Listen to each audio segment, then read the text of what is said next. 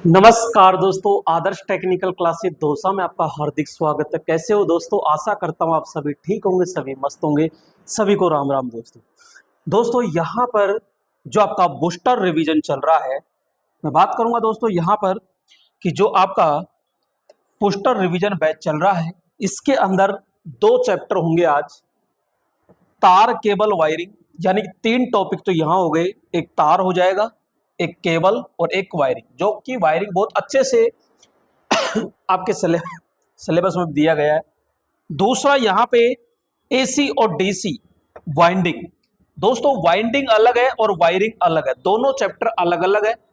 अब दोस्तों यहाँ पे बहुत ज्यादा कंफ्यूज है, एक तो कि सिलेबस क्या क्या है, सर कितना करवाओगे कितना नहीं कराओगे।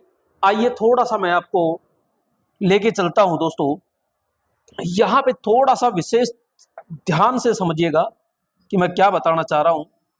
और यहाँ पे देखिएगा, यह है आपका जो सिलेबस दे रखा है, एग्जाम का जो सिलेबस है वो, और यहाँ पे जो मैंने पीडीएफ दी है उसका मैटर है यहाँ पे। ठीक है, यह आपको जो पीडीएफ है, अगर पीडीएफ आपको लेनी है तो मेरे दोस्तों आदर्श टेक्निकल क्लासेज नाम से ऐप है, तो वहां ऐप पे जाकर के आप आराम से रजिस्टर्ड करके वहां ले सकते हो।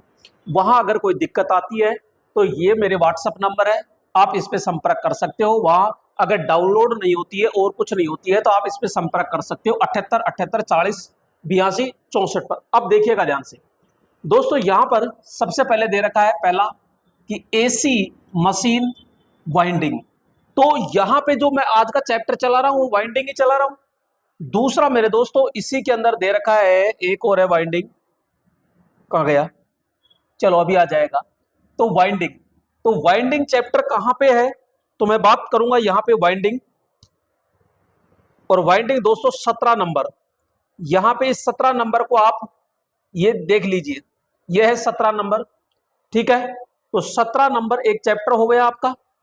दूसरा है अल्टरनेटर, तो यहां पे ये आपका 26 number alternator. Next circuit breaker, तो सर्किट ब्रेकर दोस्तों यहां पे आप देख सकते हो बहुत अच्छे से, 5 नंबर सर्किट ब्रेकर है यहां पे। अल्टरनेटर हो गया, सर्किट ब्रेकर, डीसी ड्राइव और एक होता है दोस्तों एसी ड्राइव। ठीक है, एसी ड्राइव यानी कि सॉरी डीसी ड्राइव और एसी ड्राइव, यानी ड्राइव का मतलब दोस्तों यहाँ पे है मशीनों को कंट्रोल करना। रही है वैसे मशीन के अंदर ही आ जाता है, वैसे मैं अलग से चैप्टर पढ़ाऊंगा जो कि यहाँ इस पीडीएफ के अंदर मैंने दे तो रखा है लेकिन अटैच नहीं किया गया है, तो मैं अलग से इसको पीडीएफ प्रोवाइड आपको करवा दूंगा। ठीक है, तो ये हो गया। नेक्स्ट है डीसी मशीन वाइंडिंग। दोस्तों यहाँ पे एसी मशीन वाइंडिंग और डीसी मशीन वाइंडिंग, तो वाइंडिंग के अंदर ये सॉरी ये तो सोल्डरिंग है ना, ये तो सोल्डरिंग है, वाइंडिंग कहाँ गया? ये रहा वाइंडिंग, सॉरी। तो एसी और डीसी मैंने दोनों लिख दिया, तो ये वाइंडिंग है 16 नंबर पे। ठीक है, 1 2 3 और एक आपका ये हो गया 4। ठीक है, अब डोमेस्टिक एप्लीकेशन ये अलग मैं पढ़ाऊंगा। इल्यूमिनेशन यानी प्रदीप्ति, प्रदीप्ति कहाँ है? तो दोस्तों यहां पे आप देख सकते हो 15 नंबर पे प्रदीप्ति है, इसको अपन कल कवर कर लेंगे या तो। ठीक है, इसके बाद में इंडस्ट्रियल वायरिंग, औद्योगिक वायरिंग, यानी तो वायरिंग चैप्टर आज इसी के अंदर आ जाएगा। ठीक है, तो वायरिंग में तार केबल वायरिंग के अंदर आ जाएगा दोस्तों, ये तार केबल वायरिंग में। यहां पे फिर आता है मशीन कंट्रोल, कैबिनेट कंट्रोल, ये अलग से मैं चैप्टर पढ़ाऊंगा दोस्तों। इसमें लगभग वैसे तो ये तार केबल वायरिंग का ही हिस्सा है लेकिन अलग से और मैं पढ़ा दूंगा इसको। ठीक है, यहां पे पावर जनरेशन, आप ध्यान से समझिएगा, पावर जनरेशन, तो पावर जनरेशन कहां है दोस्तों? ये 11 नंबर पावर जनरेशन, जनरेशन का मतलब होता है उत्पादन। ठीक है, फिर सिंगल फेज इंडक्शन मोटर, तो सिंगल फेज मोटर ये रहा 24 नंबर। ठीक है, ये हो गया, ये हो गया। सिंक्रोनस मोटर जो कि मैंने अच्छे से कल करा दी है आपको, तुल्यकालिक मोटर, ये हो गया। ठीक है, ये हो गया। थर्मल हाइड्रो और न्यूक्लियर, थर्मल हाइड्रो न्यूक्लियर जो कि यहाँ पे पावर जनरेशन के अंदर ही मैंने बहुत अच्छे से करवा दिया आपको। ठीक है, यहाँ पे तो ये हो गया आपका। फिर थर्मल ये 3 फेज मोटर, ये भी बहुत अच्छे से मैंने आपको 3 फेज मोटर आपको करवा दी है यहाँ पे। ट्रांसफॉर्मर वाइंडिंग दे रखा है, ट्रांसफॉर्मर नहीं दे रखा, ट्रांसफॉर्मर वाइंडिंग दे रखा है, थोड़ा सा इसमें आ जाएगा। वैसे अपन ट्रांसफॉर्मर चैप्टर अगर पढ़ना चाहो आप तो ट्रांसफॉर्मर पढ़ सकते हो, इसके अंदर वाइंडिंग के बारे में भी पूरा दे रखा है और अपन भी पढ़ लेंगे। नेक्स्ट है यहाँ पे ट्रांसमिशन इलेक्ट्रिकल पावर। तो दोस्तों यहाँ 16 नंबर है जो कि अपन ने यहाँ पे ट्रांसमिशन के अंदर पूरा का पूरा पढ़ लिया है। ये भी ट्रांसमिशन यानी उत्पादन की जो कल की क्लास थी, मैंने कहा था वेरी वेरी मोस्ट होने वाली है। अब देखो कल की क्लास से देखो कितने चैप्टर यहाँ पे इंक्लूड किए गए हैं। यहाँ पे देखो एक तो 10 नंबर, ठीक है, एक आपके 13 नंबर, ठीक है, और एक मेरे दोस्तों यहाँ पे ये ट्रांसमिशन 16, यानी 1 2 3 तीन चैप्टर अपने एक के अंदर कवर कर लिए हैं यहाँ पे। क्लियर। यहाँ पे एसी ड्राइव और डीसी ड्राइव मैंने बताई दी आपको, यहाँ एसी ड्राइव और ये दोनों एक साथ ही हिलेंगे। अंडरग्राउंड केबल है जो आज आ जाएगी दोस्तों।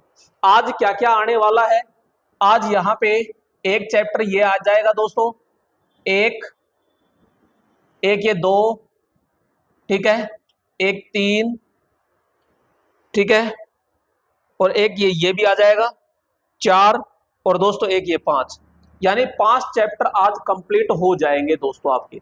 ये चीज ध्यान रखना। ये हो गया। अब दोस्तों आपके बच रहे कौन से हैं, कोई सा भी नहीं बच रहा है यहाँ पे। ये आज ये हो जाएगा, ये हो गया। 15 नंबर ट्रांसफार्मर में आ गया, ठीक है। ये कंट्रोल सिस्टम है, एक ये बच रहा है, एक तो ये बच रहा है, एक डोमेस्टिक 6 नंबर बच रहा है, बस ये बच रहे हैं आपकी। तो बाकी सारा का सारा इसके अंदर आ गया है। अब इसमें आपको पढ़ना कौन कौन सा है, देखो 1 2 3, एक ये 4 5 6 7 8 9, एक ये 10 चैप्टर आपको दोस्तों आराम से पढ़ने हैं यहाँ पे, और ज्यादा इसमें माथाफोड़ी आपको करनी नहीं है। 10 चैप्टर जैसे आप पढ़ते हो और आराम से आपका सिलेक्शन हो जाता है, ठीक है। आइए अब ज्यादा देरी नहीं करेंगे और सीधे पॉइंट की ओर चलते हैं दोस्तों। तो ये आप आराम से पीडीएफ ले सकते हो, आदर्श टेक्निकल क्लासेज, और पूरा फटाफट रिवीजन कर सकते हो। तो यहाँ पे ये लीजिएगा। तो दोस्तों यहाँ पे सीधा पॉइंट पे आते हैं, और यहाँ पे तार केबल वायरिंग। तो दोस्तों तार और केबल में अंडरग्राउंड केबल है, तो जो हम मैन है वहां पे अपन ज्यादा फोकस करेंगे। तो यहाँ पे तार, अब तार क्या होता है, तो सीधी भाषा में अपन कहते हैं कि तार एक ऐसा चालक है जिसमें धारा प्रवाहित होती है, लेकिन उसका कटाक्ष क्षेत्रफल कैसा होता है, वृत्ताकार होता है। क्लियर। तो वह चालक जिसमें सरलता पूर्वक धारा का प्रवाह हो और उसका कटाक्ष क्षेत्रफल क्या होता हो, वृत्ताकार होता हो, क्या कहलाएगा, तार कहलाता है। नेक्स्ट इसमें होता है कोर, एक स्वतंत्र आवरण युक्त बिना आवरण तार क्या कहलाएगा, कोर कहलाता है। या तो उसके ऊपर इंसुलेशन चढ़ा हो चाहे बिना इंसुलेशन चढ़ा हो, लेकिन अकेला तार होता है वो क्या कहलाएगा, कोर। जैसे कि इसमें ये तार है, ये कोर है, ये सिंगल कोर, इसके अंदर 2 तार दिखाई दे रहे हैं तो ये डबल कोर, इसमें 3 है तो 3 कोर, और इसमें ये 3.5 कोर है। तो दोस्तों ये जो बीच का होता है ये न्यूट्रल होता है। क्या होता है, न्यूट्रल। तो ये 3 कोर केबल के अंदर जो न्यूट्रल होता है ये फेज की अपेक्षा आधा पतला होता है, यानी इसका कटाक्ष क्षेत्रफल क्या होता है, आधा होता है। नेक्स्ट आता है दोस्तों यहाँ स्टैंडर्ड मानक कोर। अब ये स्टैंडर्ड मानक कोर होता है तो ये क्या होता है, यहाँ पे अपन बात करते हैं कि अनेक जो तार है उसको ऐंठ कर एक कोर बनाई जाती है, तो वो क्या कहलाता है, स्टैंडर्ड कोर कहलाता है। तो एक से अधिक तारों को ऐंठ कर बनाई गई कोर क्या कहलाएगी, स्टैंडर्ड कोर कहलाता है। नेक्स्ट दोस्तों यहाँ पे बात करते हैं तार के प्रकार। ACSR तार, तो aluminium conductor steel rain forged wire. इसमें एक स्टील तार यानी GI होता है जो मध्य में स्थित होता है। स्टील तार या मुख्य तार या मुख्य कार्य ACSR की तनन सामर्थ्य या खिंचाव बल को क्या करता है दोस्तों, बढ़ाता है। यानी कि इसके मध्य में स्टील तार होता है, इसके ऊपर 6-7 एल्यूमिनियम के तार लपेट कर बनाते हैं। तो स्टील तार का मुख्य कार्य क्या होता है, तनन बल यानी कि जो स्ट्रेन पावर होती है उसको बढ़ाना होता है। इसमें स्टील तार के ऊपर 7-8 एल्यूमिनियम तार लपेटते हैं। इसका उपयोग सभी प्रकार की सिरोपरी यानी ओवरहेड लाइन में किया जाता है। दोस्तों यहाँ पे बात कर रहे हैं उपनाम। तो दोस्तों इस तार के उपनाम क्या क्या है, तो यहाँ पे देखो स्टैंडर्ड वायर कहते हैं, मानक तार कहते हैं, रेशेदार तार कहते हैं, बंडल तार कहते हैं, खोखला तार भी कहते हैं, इसे लड़ीदार भी कहते हैं। क्लियर दोस्तों। यहाँ पे आपसे पूछा जा सकता है कि अगर 7/22 लिखा गया है तो दोस्तों ध्यान रखना, ऊपर की जो संख्या होती है, ऊपर का जो अंक होता है यह हमेशा तार की संख्या होती है, और नीचे का जो अंक होता है वो तार का हमेशा क्या होता है, व्यास होता है। अब दो ACSR तारों को जोड़ने के लिए क्या किया जाता है, यहाँ पे कंप्रेशन स्लीव का प्रयोग करता है। दो तार अगर जोड़ना है तो दोस्तों उसे कंप्रेशन स्लीव का हम क्या करते हैं, उपयोग करते हैं या प्रयोग करते हैं। CCSR तार तो copper conductor steel reinforced wire, इसकी संरचना ACSR के समान होती है दोस्तों। यहाँ पे बात करेंगे, इसमें एल्यूमिनियम के स्थान पर कॉपर तार प्रयोग करते हैं। इसका उपयोग औद्योगिक क्षेत्रों में बड़ी मशीनों के लिए किया जाता है। एक होता है मेरे दोस्तों GI, जिसे इसकी फुल फॉर्म होती है galvanised iron. Galvanised iron Hindi में कहते हैं जस्तीकृत लोहा, यानी लोहे का तार है जो जंग से बचाने के लिए उस पर जस्ते की पॉलिश करके और अपन तैयार करते हैं। तो इसका उपयोग अर्थिंग लाइन में, टेलीफोन लाइन में आदि में किया जाता है। और दोस्तों इसका जो व्यास होता है वो 6 या 8 SWG होता है। क्या 6 या 8 SWG होता है। अब नेक्स्ट यहाँ पे बात करते हैं, यहाँ पे धात्विक आच्छादित तार यानी नॉन मेटल अनसील्ड वायर होता है, और रोमैक्स तार भी कहते हैं। ये पूछा गया था कि यहाँ पे कि जो गैर धात्विक आच्छादित तार होता है उसको कौन सा नाम दिया गया है, तो रोमैक्स नाम दिया गया है। ठीक है दोस्तों। यहाँ पे नेक्स्ट बात करते हैं, तार का व्यास मापने के लिए किसका प्रयोग करेंगे, वायर गेज का प्रयोग करते हैं। ध्यान रखना, वायर गेज एक वर्ताकार में होता है और इसकी परिधि पर ऐसे होल होते हैं और इसमें इसके मुंह खुले होते हैं। तो मुंह खुले होते हैं तो मुंह के अंदर चद्दर फंसा करके चद्दर की मोटाई मापते हैं, और होल के अंदर यहाँ पे यो तार दे करके तार का व्यास मापा जाता है। तार न तो ढीला होना चाहिए और ना टाइट होना चाहिए, तो ऐसे फंसा करके। इसमें टोटल दोस्तों 36 होल होते हैं। क्या 36 होल होते हैं। तो वायर गेज में तार अधिक ढीला व अधिक कसा हुआ नहीं होना चाहिए। कसा हुआ होना चाहिए नहीं, कसा हुआ नहीं, या नहीं लिखना भैया, नहीं होना चाहिए। क्लियर। अब दोस्तों आपको ज्यादा नहीं तो यहाँ पे देखो, एक है SWG यानी स्टैंडर्ड वायर गेज, और एक है MM यानी मिलीमीटर। तो दोस्तों 1 SWG, 2 SWG, 3 SWG, 4 SWG, 5 SWG और 0 SWG। ज्यादा नहीं तो इनके MM में आपको नाम याद होने चाहिए, यानी अंक। तो यहाँ 1 SWG का मान कितना होता है, तो 7.620। 2 का कितना होता है, 7.010। 3 का 6.401, 4 का 5.893, 5 का होता है 5.385 और 0 का होता है 8.230 होता है। क्लियर। यहाँ पे दोस्तों अगर आप याद करना चाहो तो देख लीजिएगा, टिन आलेपित तांबा तार, यानी तांबे का तार है जिसके ऊपर पॉलिश चढ़ी हुई है टिन की। अब दोस्तों यहाँ पे बात करेंगे, तार का व्यास है तो कहां से है, 40 से लेकर के 30 तक लिख दिया, 30, 31, 32, 33, 34, 35, 36, 37, 38, 39, 40। क्लियर। अब इस पे धारा का मापन करना है कि जैसे मैंने कहा कि 35 SWG है। अब 35 SWG है तो इस पे धारा कितनी होगी, तो धारा दो प्रकार की है। एक तो धारा होती है धारा रेटिंग, यानी कोई मशीन ले रही है, और एक होता है फ्यूज, कि फ्यूज रेटिंग कितनी है। तो दोस्तों आपको कैसे याद करना है, तो देखो ऐसे उल्टी गिनती, यानी उल्टी गिनती लिख देना 40 से 30 तक, और फ्यूज रेटिंग लिखनी है तो 3 से चालू कर देना, 3, 4, 5, 6, 7, 8, 9, 10, 11, 12, 13। ठीक है। और जो फ्यूज धारा रेटिंग है वो 1.5, 2.5, 3, 3.5, 4, 5, 5.5, 6, 7, 8, 8.5 लिख देना। क्वेश्चन कैसे पूछेगा, क्वेश्चन सीधा सा पूछेगा कि 35 SWG पर फ्यूज रेटिंग कितनी होती है या फ्यूज धारा कितनी होती है, तो हम सीधा कहेंगे कि 8 एम्पियर होती है। आपसे क्वेश्चन पूछ ले कि कोई मशीन 5 एम्पियर धारा लेती है, कोई मशीन 5 एम्पियर धारा लेती है तो उसके लिए कितना तार व्यास अपन प्रयोग करेंगे, तो 35 प्रयोग करते हैं। क्लियर। तो ये चीज ध्यान रखना, 5 एम्पियर फ्यूज रेटिंग है तो भैया कितना तार होगा, तो 38 SWG होगा। तो इस प्रकार से पूछा जाता है।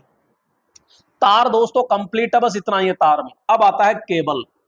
एक या एक से अधिक आवरण युक्त तार क्या कहलाता है, तो केबल कहलाता है। केबल पर अचालक आवरण चढ़ाया जाता है जो निम्न प्रकार होता है दोस्तों। रबर है, BIR है यानी बल्कि नाइजर इंडिया रबर, PVC है, साधारण रबर है, इम्प्रेग्नेटेड पेपर जिसे संश्लेषित कागज कहते हैं, लड़ीदार पेपर, वार्निश आदि का हम क्या करते हैं, केबल के ऊपर जो इंसुलेशन चढ़ाते हैं उसके रूप में यहां प्रयोग करते हैं। दोस्तों अचालक के गुण क्या क्या होने चाहिए, तो अचालक के गुण देख लीजिए। तो इसकी परावैद्युतिक सामर्थ्य यानी डाइलेक्ट्रिक स्ट्रेंथ हमेशा उच्च होनी चाहिए। और डाइलेक्ट्रिक स्ट्रेंथ को किस में मापा जाता है, केवी प्रति mm के अंदर मापा जाता है। नेक्स्ट दूसरा है, यह लचीला यानी मुलायम होना चाहिए। एक तो यह विद्युत रोधी होना चाहिए, इस पर तेल, ग्रीस, नमी, अम्ल आदि का कोई प्रभाव नहीं होना चाहिए, इसका विशिष्ट प्रतिरोध उच्च होना चाहिए, इसकी विद्युतशीलता क्या होनी चाहिए, हमेशा निम्न होनी चाहिए, ये अज्वलनशील यानी जलने वाला नहीं होना चाहिए, उच्च तापमान सहने की इसमें क्या होनी चाहिए, क्षमता होनी चाहिए, और इसका ताप गुणांक या ताप प्रसार गुणांक हमेशा क्या होना चाहिए दोस्तों, निम्न होना चाहिए। दोस्तों बात करते हैं यहाँ पे केबल की संरचना की। दोस्तों यहाँ पे आपको दिखाई दे रही होगी केबल की संरचना। दोस्तों यहाँ पे सबसे अंदर का जो भाग होता है, केबल के अंदर सबसे अंदर का जो भाग होता है यहाँ पे, तो सीधा सा हम बात करेंगे कि जिसमें धारा का प्रवाह जाता है, जिसमें धारा का प्रवाह होता है दोस्तों, वो क्या कहलाएगा, कोर कहलाता है। ठीक है, अब कोर कहलाएगा, ये तो नंगा होता है, ये तो एल्यूमिनियम या फिर तांबे का होता है। ठीक है, अब इसके ऊपर हम चढ़ाते हैं इंसुलेशन। तो दूसरी परत दोस्तों किसकी आती है, इंसुलेशन। अब इंसुलेशन पर पानी यानी कि नमी को रोकने के लिए किसका प्रयोग करते हैं, सिथड़ यानी मेटालिक, जो धात्विक परत होती है। और ये दोस्तों किसकी होती है, तो हम बात करते हैं सीसा। किसकी बनी होती है, सीसा, और सीसा ऑप्शन में नहीं आए तो एल्यूमिनियम हम प्रयोग करते हैं। तो ये सिथड़ तीसरी परत हो गई दोस्तों।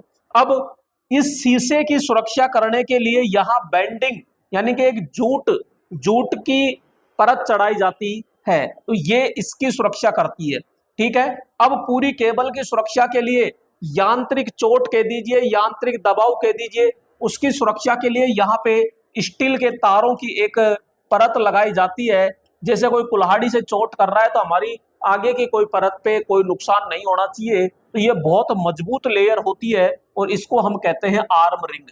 क्या कहते हैं, आर्म रिंग। और इस आर्म रिंग की सुरक्षा किससे, बाहरी जो वातावरण प्रभाव है, धूल है, नमी है, वर्षा है ना, तो उससे सुरक्षा करने के लिए कौन होता है, सर्विंग। तो ये एक रबर होता है, कठोर रबर, तो ये प्रयोग करता है। यांत्रिक चोट ये सुरक्षा नहीं करेगा, यांत्रिक चोट ये। तो टोटल परत कितनी होती है, 6। सबसे ऊपर पूछे तो सर्विंग, सबसे नीचे का पूछे या मध्य का पूछे तो यहाँ पे कोर होता है, कोर के ऊपर इंसुलेशन, इंसुलेशन के ऊपर सितड़, सितड़ के ऊपर बेंडिंग, बेंडिंग के ऊपर आर्मरिंग, आर्मरिंग के ऊपर क्या होता है, सर्विंग हम प्रयोग करते हैं।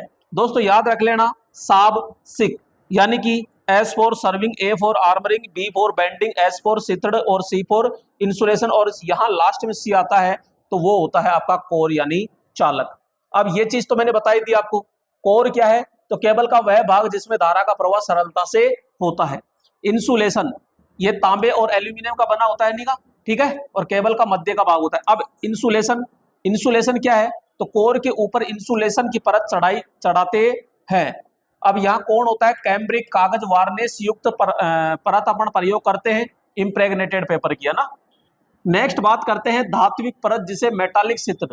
तो यह परत इंसुलेशन के ऊपर सीसा यानी पीबी या फिर एल्यूमिनियम की के रूप में चढ़ी होती है। तो इसका मेन काम क्या होता है दोस्तों, नमी यानी आर्द्रता से सुरक्षा करना यानी रोकना। बेंडिंग यानी संस्तरण होता है। अब बेंडिंग क्या है, तो बेंडिंग परत धात्विक परत के ऊपर चढ़ी होती है। यह फाइबर या जूट या बेंडिंग कंपाउंड के तरल पदार्थ में डूबे टाट की बनाई जाती है। इसका मुख्य कार्य होता है धात्विक जो परत होती है उसको यांत्रिक चोट से बचाना होता है। नेक्स्ट अगला आता है दोस्तों आर्म रिंग। यह परत स्टील स्टील के तार से बनी होती है। इसका मुख्य कार्य केबल की यांत्रिक चोट यानी अधिक दबाव से सुरक्षा करना होता है।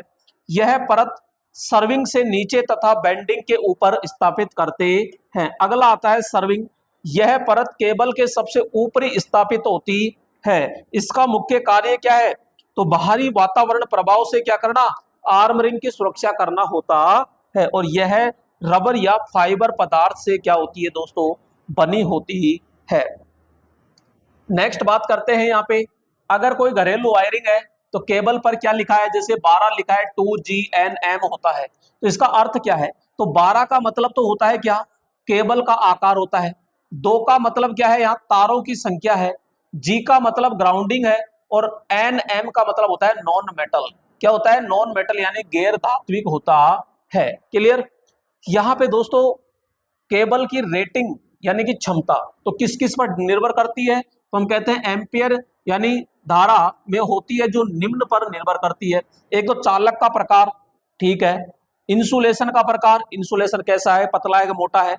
चालक की धातु, चालक की धातु का मतलब है तांबे का है कि एल्यूमिनियम का है। चालक का कटाक क्षेत्रफल, पतला है कि मोटा है। तारों की संख्या 2 है, 3 है, 5 है, 7 है, कितनी है? तापमान, और एक होता है संचारण। क्या होता है? संचारण। क्लियर? अब बात करते हैं यहाँ पे सर्ज प्रतिबाधा। दोस्तों सर्ज प्रतिबाधा का मतलब होता है सर्ज इंपीडेंस। तो ये जो आपके पारेषण लाइन होती है ना, तो पारेषण लाइन में हानि रहित अवस्था यानी हमेशा ये कब होता है? तो हम कहते हैं नो लोड अवस्था के अंदर ये होता है। जब नो लोड में कोई भी वहां पे विशेषता, कोई संचारण होता है या कोई अभिलाक्षणिक होता है, तो वो क्या कहलाएगा? सर्ज प्रतिबाधा कहलाती है। प्रतीक इसका ZC होता है, मात्रक इसका क्या हो जाता है? ओम। तो केबल में सर्ज प्रतिबाधा कैसे ज्ञात करेंगे? तो भैया ZC बराबर अंडर रूट के अंदर L/C। L क्या है? प्रेरकत्व। C क्या है? धारिता यानी कैपेसिटेंस होता है। मेरे दोस्तों ध्यान रखना यहाँ पे कि लोडिंग सर्ज प्रतिबाधा ज्ञात कर रहे हो तो V²/ZC होता है, ठीक है यहाँ पे। और अब देखो वेरी मोस्ट आपको याद रखना है, एक तो केबल में सर्ज प्रतिबाधा, केबल में सर्ज प्रतिबाधा हमेशा 40 से 60 होती है। कितनी होती है? 40 से 60 होती है। और एवरेज लिया जाता है तो 50। जबकि आपसे पारेषण लाइन में पूछे, वेरी वेरी मोस्ट रहेगा, आपसे पूछ सकता है, ध्यान रखना। केबल में यहाँ पे पारेषण में यानी संचरण लाइन में पूछे तो 400 से क्या करना है? 600 तक, कुछ नहीं करना। केबल के अंदर एक एक जीरो कम करनी है बस, और इसमें पारेषण लाइन में एक एक जीरो बढ़ानी है। यहाँ 400 600 एक एक जीरो काट दीजिए, 40 से 60 आ जाएगा। और इसका बीच का कितना हो जाएगा? 500। और ट्रांसफार्मर के पूछ ले तो लगभग कितनी होती है? तो 1000 ओम होता है। क्लियर दोस्तों? अब आगे चलते हैं। यहाँ पे केबल में चरण प्रतिरोध उसकी लंबाई के विलोम अनुपाती होता है, यहाँ ज्यादा नहीं है। अब देखो केबल के अगर प्रकार को आपको ध्यान में रखना है तो केबल के प्रकार है, केबल का इंसुलेशन छीलने के लिए इलेक्ट्रीशियन चाकू या फिर वायर स्ट्रिपर टूल्स का हम क्या करते हैं? प्रयोग, जिसे 20 डिग्री कोण पर प्रयोग करते हैं, ठीक है। तो VIR यानी केबल, वल्केनाइज्ड इंडिया रबर यानी केबल। तो टिन आले पे तांबे तार पर VIR का आवरण चढ़ाकर हम क्या करते हैं दोस्तों? तैयार करते हैं। अब इसका जो उपयोग किया जाता है वो अस्थायी वायरिंग यानी केसिंग, कैपिंग या कंड्यूट वायरिंग में हम प्रयोग करते हैं। अगला आता है दोस्तों वेदर प्रूफ केबल। अब वेदर प्रूफ केबल क्या है? तो यह केबल VIR यानी केबल पर बिट्यूमिनी पदार्थ चढ़ाकर तैयार किया जाता है। यह केबल पर अधिक ठंड या गर्म ताप पर कोई प्रभाव नहीं होता। इसका प्रयोग घरेलू वायरिंग, औद्योगिक वायरिंग में खुले स्थानों पर प्रयोग करता है। अब देखो जैसे आपसे औद्योगिक वायरिंग प्रश्न में दे रखा है, तो आपसे सीधा क्वेश्चन पूछेगा औद्योगिक वायरिंग के अंदर जैसे खुले स्थानों पर कौन सी वायरिंग प्रयोग करेंगे, तो हम कह देंगे सीधा कि वेदर प्रूफ केबल हम प्रयोग करते हैं। नेक्स्ट है मेरे दोस्तों यहाँ पे CTS केबल यानी केब ट्राइसिथड या फिर केबल ट्राइसिथड वो देगा, ऑप्शन फुल फॉर्म पूछेगा तो। VIR केबल पर कठोर रबर चढ़ाकर तैयार किया जाता है और इसका उपयोग नमी वाले खुले स्थानों पर या नमी वाले जो स्थान होते हैं वहां पे हम प्रयोग करते हैं। TRS टफ रबर शिथड़ केबल होता है दोस्तों, ये CTS केबल का ही सुधरा हुआ रूप होता है। PVC cable, polyvinyl chloride cable. तो दोस्तों यहां पे बात करेंगे तांबे या एल्यूमिनियम तारों पर इंसुलेशन के रूप में पीवीसी आवरण चढ़ाकर तैयार करते हैं। और दोस्तों ये जो पीवीसी केबल है ये बहुत ही मुलायम केबल होती है और बहुत ही वेरी मोस्ट यानी बहुत ही अच्छी केबल है। घरों के अंदर 99% हम पीवीसी केबल ही प्रयोग करते हैं। नेक्स्ट यहाँ पे हम प्रयोग करते यहाँ चलते हैं, तो इस पर तेल, ग्रीस, पानी, नमी आदि का कोई प्रभाव नहीं होता है। इसका उपयोग सामान्यतः सभी घरेलू वायरिंग में क्या किया जाता है, इसका उपयोग किया जाता है। एक होता है LSC यानी लेड शिथड़ केबल, सीसा आवरण युक्त केबल, जो पीवीसी केबल पर शीशे की परत चढ़ाकर तैयार करते हैं दोस्तों। इसका उपयोग रासायनिक प्रयोगशालाएं या औद्योगिक वायरिंग में भी इसका प्रयोग हम करते हैं। अगला आता है दोस्तों ट्रोपोडियोर केबल, ये वेरी इंपॉर्टेंट है ट्रोपोडियोर। तो पीवीसी केबल में थर्मोप्लास्टिक कंपाउंड पदार्थ चढ़ाकर तैयार किया जाता है। इसका उपयोग जो है रेलवे सिग्नलों में या पावर जो उपकरण होते हैं वहां पे प्रयोग करते। कई बार क्वेश्चन पूछा जाता है रेलवे सिग्नल में कौन से केबल प्रयोग करते हैं, तो ट्रोपोडियोर केबल हम प्रयोग करते हैं। नेक्स्ट दोस्तों आर्मर्ड केबल। आर्मर्ड केबल कौन सी है, जो आपके खंबे से मीटर तक जो लगाई जाती है, आपने देख लिया होगा बहुत अच्छे से, तो वो केबल। तो यांत्रिक सुरक्षा हेतु केबल के अचालक आवरण के ऊपर धात्विक परत चढ़ाकर तैयार करते हैं।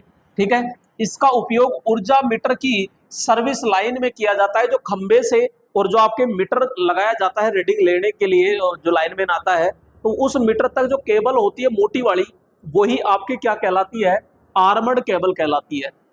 इसकी दोस्तों वेरी वेरी मोस्ट है, फुल फॉर्म ज्यादातर पूछता है, तो इसकी क्रॉस लिंक पॉलीएथिलीन केबल, इसकी क्या होती है, फुल फॉर्म होती है क्रॉस लिंक पॉलीएथिलीन केबल। इसका उपयोग निम्न नहीं दोस्तों, यहां पे निम्न नहीं आएगा, तो सीधा हम कह देंगे कि 11 kV तक किया जाता है। यह 130 डिग्री सेंटीग्रेड ताप पर आसानी से कार्य कर सकती है।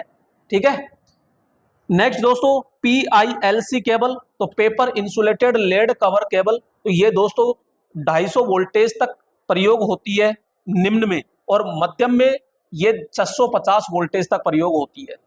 एक है, अब दोस्तों इनकी फुल फॉर्म याद रख लेना बस, PILCSTA, मतलब paper insulated lead cover single taped armoured cable होती है, जो 11 kV तक प्रयोग होता है। इसमें सिंगल की जगह केवल क्या है, double. Paper insulated lead cover double taped armoured cable होता है, जो ये 33 kV तक प्रयोग होती है। एक होती है दोस्तों oil field gas pressure, oil field gas pressure cable, तो ये 132 तक हम प्रयोग कर सकते हैं, 66 से 132 तक। और यह जो केबल है अधिकतम 90 डिग्री सेंटीग्रेड ताप तक प्रयोग हो सकती है। यहाँ पे दोस्तों हाई स्पीड ऑनलाइन केबल होती है, हाई स्पीड ऑनलाइन केबल। तो इस केबल का कटाक्ष क्षेत्रफल त्रिभुजाकार होता है।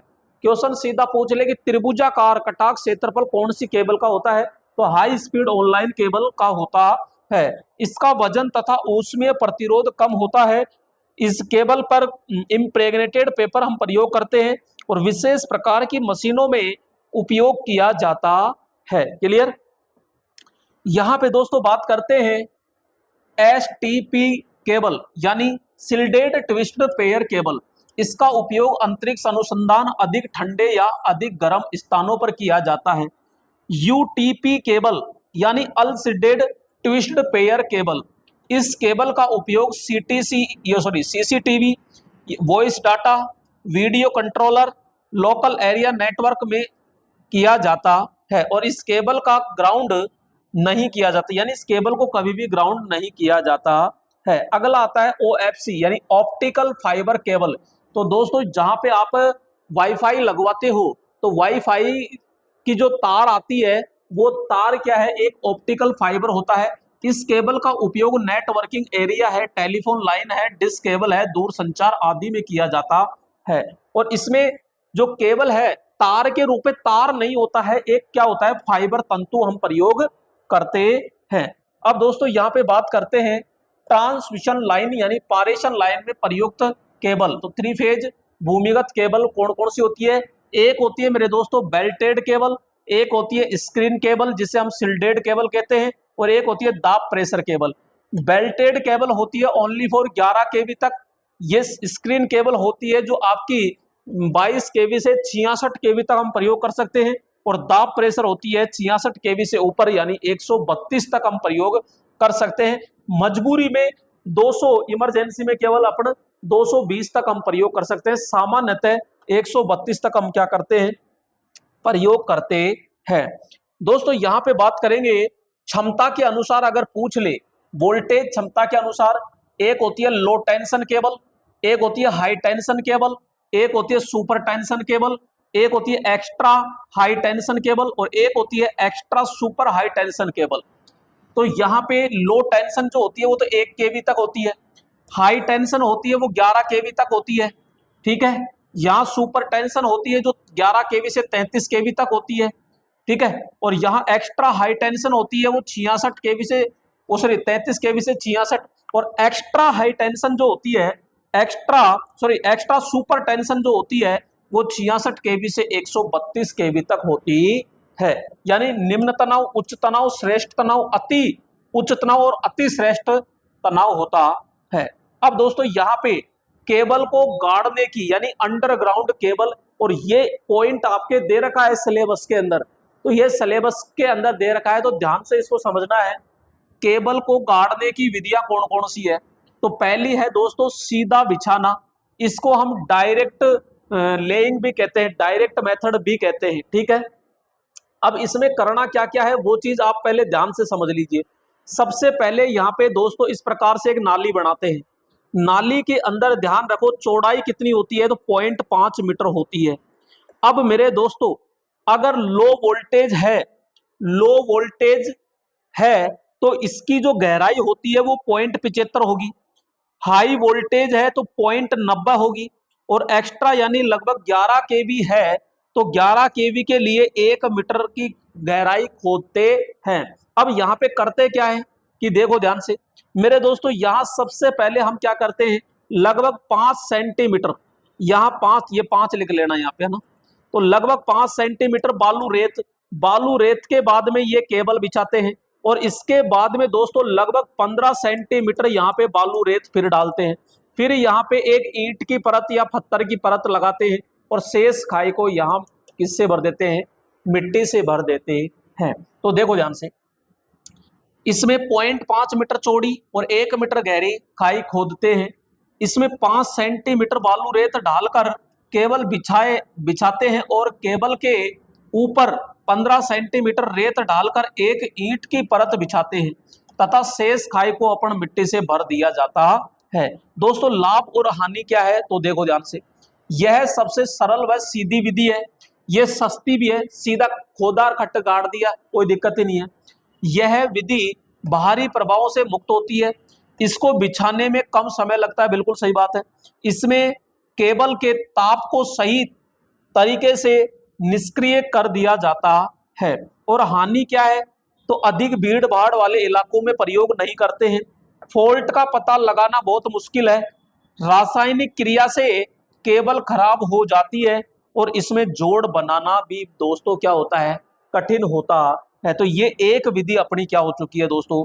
कंप्लीट हो चुकी है। अगला आता है मेरे दोस्तों यहाँ पे पाइप बिछाना, जिसे लेइंग या डक्ट मेथड भी कहते हैं। डक्ट मेथड, उसे डायरेक्ट मेथड, इसे डक्ट मेथड या वाहिनी पाइप कहते हैं। अब इसमें कुछ नहीं है, इसमें लोहे या सीमेंट के क्या डाल दिए जाते हैं? पाइप, ठीक है, और फिर उसके अंदर क्या डालते हैं?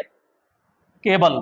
इस विधि में 0.5 मीटर तो चौड़ी और 1 मीटर गहरी खाई खोदी जाती है, तथा इसमें लोहे या सीमेंट के क्या होते हैं? पाइप होते हैं, और पाइप बिछाए जाते हैं, और उस पाइपों में क्या डाल दिया जाता है? केबल को एक सिरे से पाइप में डालकर खींचा जाता है। अब लाभ क्या है? यह विधि सभी जगह प्रयोग कर सकते हैं, इसका जीवन काल भैया अधिक होता है, या मजबूत यांत्रिक सुरक्षा के लिए हम होती है, इसमें आर्मरिंग की आवश्यकता नहीं होती। भाई यांत्रिक चोट की क्या जरूरत है? यांत्रिक चोट को रोकने के लिए तो पाइप हो गया। केबल फॉल्ट दोष होने पर इसमें खाई को खोदते नहीं है, केबल को ही खींच लेते हैं आराम से, और उसमें आराम से चेक कर लेते हैं। इसकी प्रारंभिक लागत अधिक होती है और इसकी धारा वहन क्षमता दोस्तों क्या होती है, कम होती है। एक लास्ट विधि आती है दोस्तों इसमें, ठोस बिछाना यानी सॉलिड मेथड। अब इसमें क्या होता है, एक ईंट के ऐसे खांचे होते हैं दोस्तों, ये जिसको हम कहते हैं ट्रफ। क्या कहते हैं इसको, ट्रफ कहते हैं। अब इसमें होता क्या है कि ये इस प्रकार से है, तो यहाँ एक खांचा सा कटा होता है, तो इस खांचे में केबल को रख दिया जाता है और एक ऐसा ही खांचा ऊपर है तो ऊपर इसमें आ जाता है, तो ये केबल में बिल्कुल ठोस आकृति में हो जाता है। तो इस विधि में खाई खोदकर चीनी मिट्टी या सीमेंट के क्या होते हैं मेरे दोस्तों, यहाँ पे ट्रफ बने होते हैं। ट्रफ के खांचे में केबल बिछाकर केबल पर दूसरा ट्रफ उल्टा रख दिया जाता है और शेष खाई को सीधा मिट्टी से भर दिया जाता है या दबा दिया जाता है। लाभ, इसके रखरखाव की आवश्यकता बिल्कुल नगण्य होती है, यांत्रिक सामर्थ्य अधिक होती है, जीवन काल भी अधिक होता है और वातावरण पर कोई प्रभाव नहीं होता है। इसमें न्यूनतम दोष होता है, दोष तो होता है लेकिन बहुत कम संभावना होती है। इसकी प्रारंभिक लागत अधिक होती है और इसमें दोष ढूंढना कठिन होता है, अर्थात समय अधिक लगता है। अब दोस्तों यहाँ पे बात करते हैं कि जो केबल में दोष होते हैं वो कौन कौन से दोष होते हैं, तो वो देखिएगा। पहला होता है ओपन सर्किट फॉल्ट यानी खुला परिपथ। मैं सीधा सा कहता हूं ये केबल है और यहाँ पे जैसे कि मैंने कहा कि भैया ये टूट गया, यहाँ से टूट गया, अलग हो गया, तो ये क्या कहलाएगा, सीधा ओपन सर्किट। तो किसी केबल के एक या अधिक तार दुर्घटनावश टूटकर अलग हो जाता है तो उसे बोलो क्या कहेंगे, खुला परिपथ दोष कहते हैं। इसमें धारा का जो प्रवाह है वो होता ही नहीं है। भाई धारा का क्या होगा, इसमें प्रवाह ही नहीं होगी, धारा गुजरेगी नहीं जब ओपन सर्किट हो जाएगा तो। नेक्स्ट बात करते हैं यहाँ पे शॉर्ट सर्किट यानी लघु परिपथ। तो दोस्तों इसमें क्या होता है कि दो तार आपस में क्या हो जाएंगे, इसमें भिड़ जाएंगे, या फिर एक तार है जो किसी अन्य बॉडी से स्पर्श हो जाएगा तरीके से, तो वो क्या कहलाएगा, शॉर्ट सर्किट। अधिक ओवरलोड के कारण दो या अधिक तार आपस में स्पर्श हो जाते हैं तो वो क्या कहलाएगा, शॉर्ट सर्किट कहलाता है। इसमें धारा का मान बहुत अधिक हो जाता है। और अर्थ दोष यानी क्षरण दोष लीकेज, तो इसमें किसी फेज वायर केबल का इंसुलेशन हट जाता है और वो इंसुलेशन हट करके कोई गीली दीवार के स्पर्श हो जाए या और किसी के धातु बॉडी के स्पर्श हो जाए तो वो क्या कहलाएगा, तो हम कहेंगे अर्थ दोष या लीकेज दोष कहलाता है। तो दोस्तों ये तीन प्रकार के क्या होते हैं, दोष।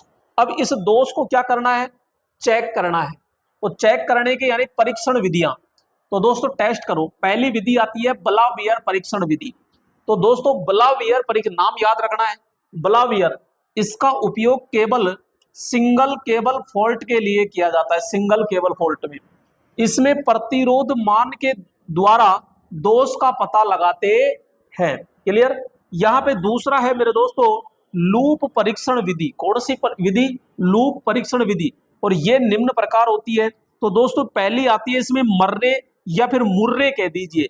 लूप के अंदर तीन प्रकार आते हैं दोस्तों, वैसे दो ही होते हैं, कि मर्रे लूप टेस्ट मेथड, यह विधि व्हीट स्टोन ब्रिज सिद्धांत पर कार्य करती है। और दोस्तों एक होती है वर्ली, और ये भी व्हीट स्टोन ब्रिज सिद्धांत पर दोस्तों कार्य करती है। तो यहाँ पे ये विधि भी कुल प्रतिरोध माप कर व्हीट स्टोन ब्रिज सिद्धांत पर क्या करती है, कार्य करती है। यहाँ पे अर्थ ओवरलैप टेस्ट मेथड होता है। तो इस परीक्षण में टेस्ट लैंप की तरह दोष का क्या करते हैं, पता लगाते हैं। तो आपको तीन इनाम याद रखने हैं, एक तो बलावियर, एक वर्ली और एक मुर्रे लूप टेस्ट। ये तीन टेस्ट आपको याद रखने हैं। भूमिगत केबल के लाभ सुनो ध्यान से। अब भूमिगत केबल यानी अंडरग्राउंड केबल के लाभ, यहां पे देखो इसका जीवन काल अधिक होता है, लगभग कितना, 40 से 50। यह केबल सुरक्षा की दृष्टि से क्या होती है, सर्वश्रेष्ठ। यह आंधी तूफान भूकंप आदि से क्या होती है, सुरक्षित होती है, अर्थात इस पर कोई प्रभाव नहीं पड़ता।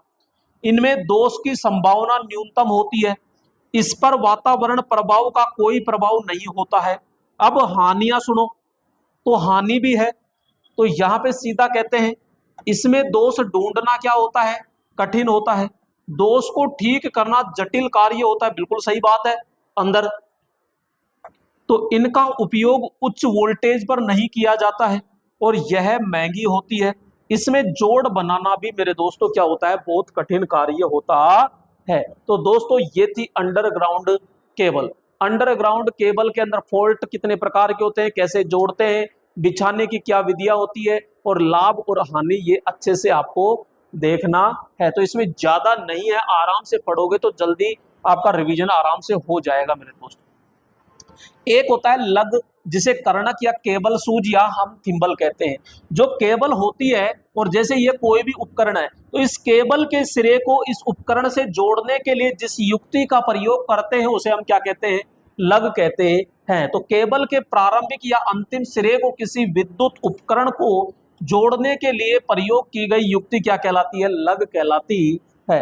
दोस्तों लग एल्यूमिनियम या पीतल या तांबे की बनी होती है और यहाँ पे लग को केबल में, भाई ये लग है और इसके अंदर केबल का सिरा दिया जाता है, इसको जकड़ने के लिए किसका प्रयोग करते हैं, क्रिम्पिंग प्लायर या क्रिम्पिंग टूल्स का प्रयोग किया जाता है। अब दोस्तों यहाँ पे बात करेंगे कि जो लग होती है ना, ये कौन कौन सी होती है। तो दोस्तों इसका आकार यहाँ से आयताकार है, इसलिए आयताकार। ये रिंग यानी छल्ला प्रकार है, तो ये देखो इस प्रकार है। और ये जो इस तरह होती है तो इसको स्पेड कहते हैं और ये आगे से मुड़ी हुई है दोस्तों यो, इस तरह, तो यो, तो यहाँ पे इसको फ्लेज्ड स्पेड कहते हैं और ये पिन की तरह होती है आगे से, तो ये पिन टाइप होती है। क्लियर दोस्तों। अब दोस्तों यहाँ पे तार के जोड़ भी है, अगर वो पूछ ले तो देख लेना। तारों के जोड़ यानी ज्वाइंट, तो यहाँ पे सीधा अपन करते हैं जोड़ के प्रकार। तो ऐंठा हुआ जोड़ है, तो ये दो तार लिए और यूं कान के ऐंठ लगाते हैं, वैसे ऐंठ लगा दिया, तो ये तारों के क्या हो गए दोस्तों, जोड़ होते हैं। यहां बात करेंगे, यह जोड़ तारों के सिरों को ऐंठ कर बनाया जाता है। क्लियर। इसका उपयोग सिरों पर लाइन ओवरहेड यानी खंभों पर स्थापित किया जाता है। मैरिड जोड़, तो दोस्तों ऐसे सीधा जोड़ होता है और यहां एक दूसरे पर लपेट कर इसको तैयार किया जाता है।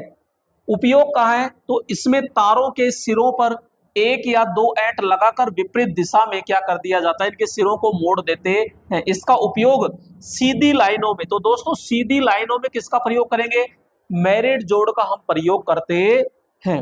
नेक्स्ट यहाँ पे बात करते हैं टी जोड़। अब टी जोड़ सीधी लाइन है और इसमें से कोई लाइन निकाल रहे हैं तो वो उसके लिए प्रयोग करते हैं। तो इसका उपयोग मुख्य लाइन से अन्य लाइन निकालने के लिए किया जाता है। दोस्तों ये होता है ब्रिटानिया जोड़। इसमें सीधा जोड़ यूं है और एक यूं है, अलग से तीसरा तार लेकर के दोस्तों इसको लपेट देते हैं। ये तीसरा तार जो होता है मुख्य तार की तुलना में 1/3 होता है या 20 SWG होता है। तो इसमें देखो दोनों तार समांतर में रखकर तीसरे तार की सहायता से लपेट देते हैं।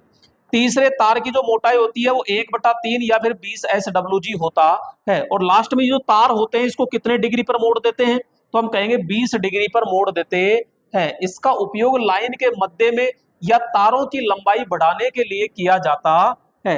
अगला आता है दोस्तों ब्रिटानिया टी जोड़। तो ये है ऐसे और इसमें ऐसे लिया जाता है और यहाँ पे लपेट देते हैं। तो इसमें भी ब्रिटानिया शब्द आते ही तीसरा तार प्रयोग होगा।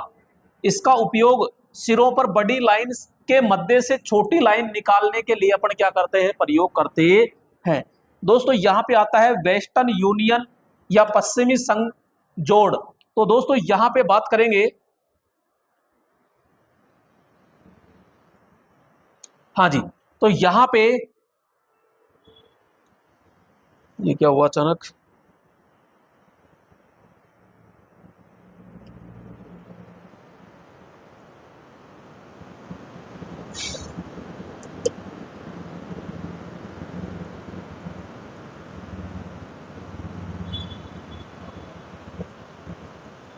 हाँ जी,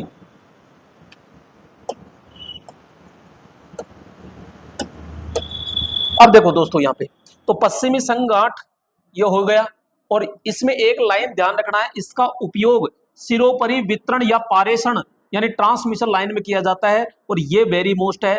यह जोड़ अधिक दाब को सहन करता है यानी सबसे मजबूत जोड़ माना जाता है। ठीक है, यहाँ पे दोस्तों थोड़ा सा चलो खैर, नेक्स्ट आगे चलते हैं दोस्तों। दोस्तों मक्खी बैठ के परेशान कर दी।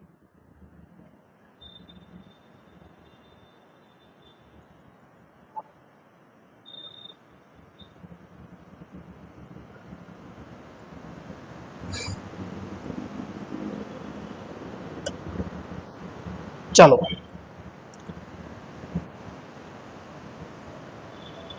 चलो भाई,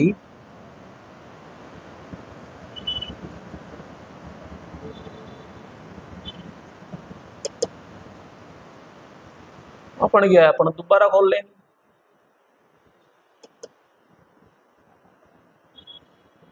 ये लो,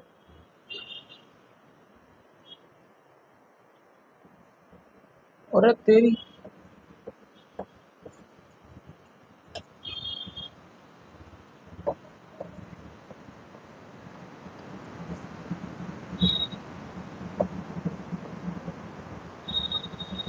चलो इसको खुलने दो, मैं पानी पी लेता हूँ।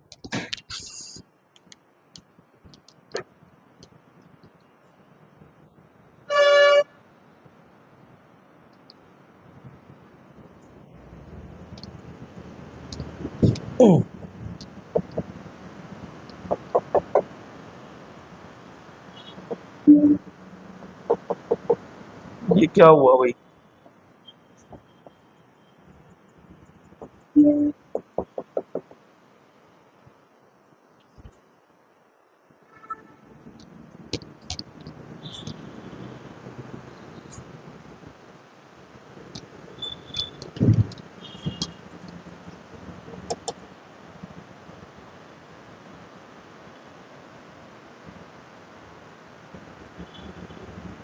ये लो, अब चलते हैं आगे।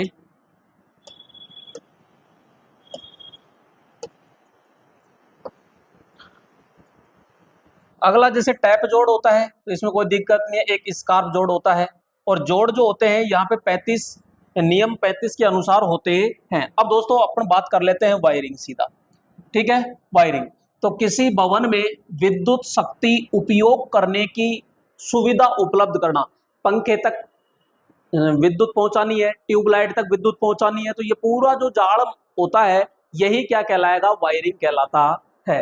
अब यहाँ पे घरेलू विद्युत वायरिंग में तार की जो रेटिंग होती है वो हमेशा 1100 वोल्टेज होती है। आपसे क्वेश्चन पूछ ले कि घरेलू वायरिंग में वोल्टेज ग्रेड रेटिंग कितनी होती है, तो सीधा बता दो कि कितनी होती है, 1100 वोल्टेज होती है। दोस्तों वायरिंग के जो आरेख होते हैं वो चार प्रकार के होते हैं। एक होता है यहाँ अभिन्यास आरेख यानी लेआउट, जो सबसे इजी और सबसे मुख्य होता है। नेक्स्ट यहाँ पे दोस्तों मैं बात करूंगा सीधा, कहाँ गया? ये चार प्रकार के होते हैं, बाकी कहाँ गया? चलो खैर कोई दिक्कत नहीं है। अच्छा ये लगा दिया। तो दोस्तों यहाँ पे मैं बात करूंगा, ये देखिएगा अगले पेज में, ये रहा यहाँ पे।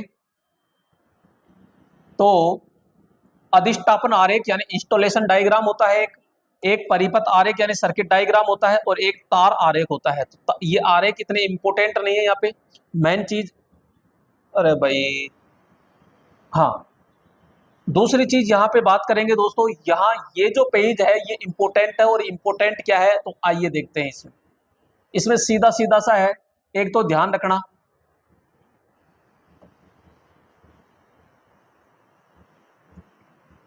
ये प्रत्येक घरेलू वैद्युतिक उपकरण को कम से कम एक स्थान पर क्या करना चाहिए? अर्थ करना चाहिए।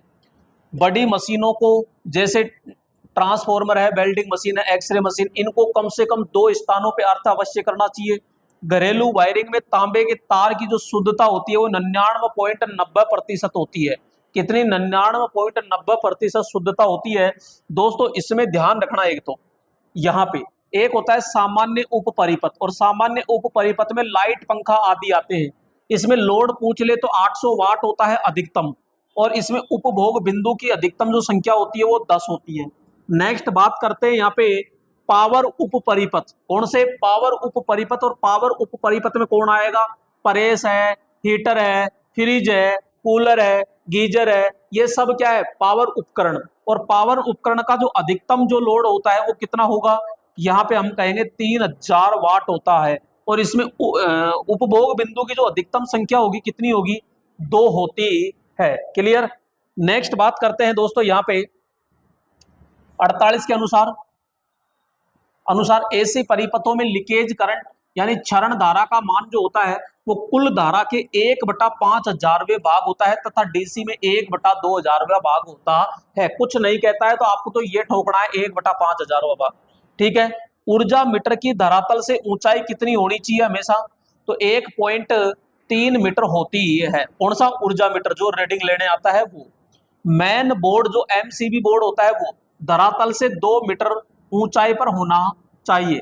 कंट्रोल बोर्ड जो अपने लैंप, सीलिंग फैन, इनके जो स्विच होते हैं वो, तो कंट्रोल बोर्ड प्रवेश द्वार के निकट हमेशा बाईं ओर कितना 0.5 मीटर, बाईं ओर धरातल से 1 पॉइंट, यानी नीचे से तो 1.3 मीटर, और जो अपना गेट है उसके बाईं ओर कितनी दूर? तो यहाँ 0.5 मीटर होना चाहिए ऊंचाई पर स्थापित होता है।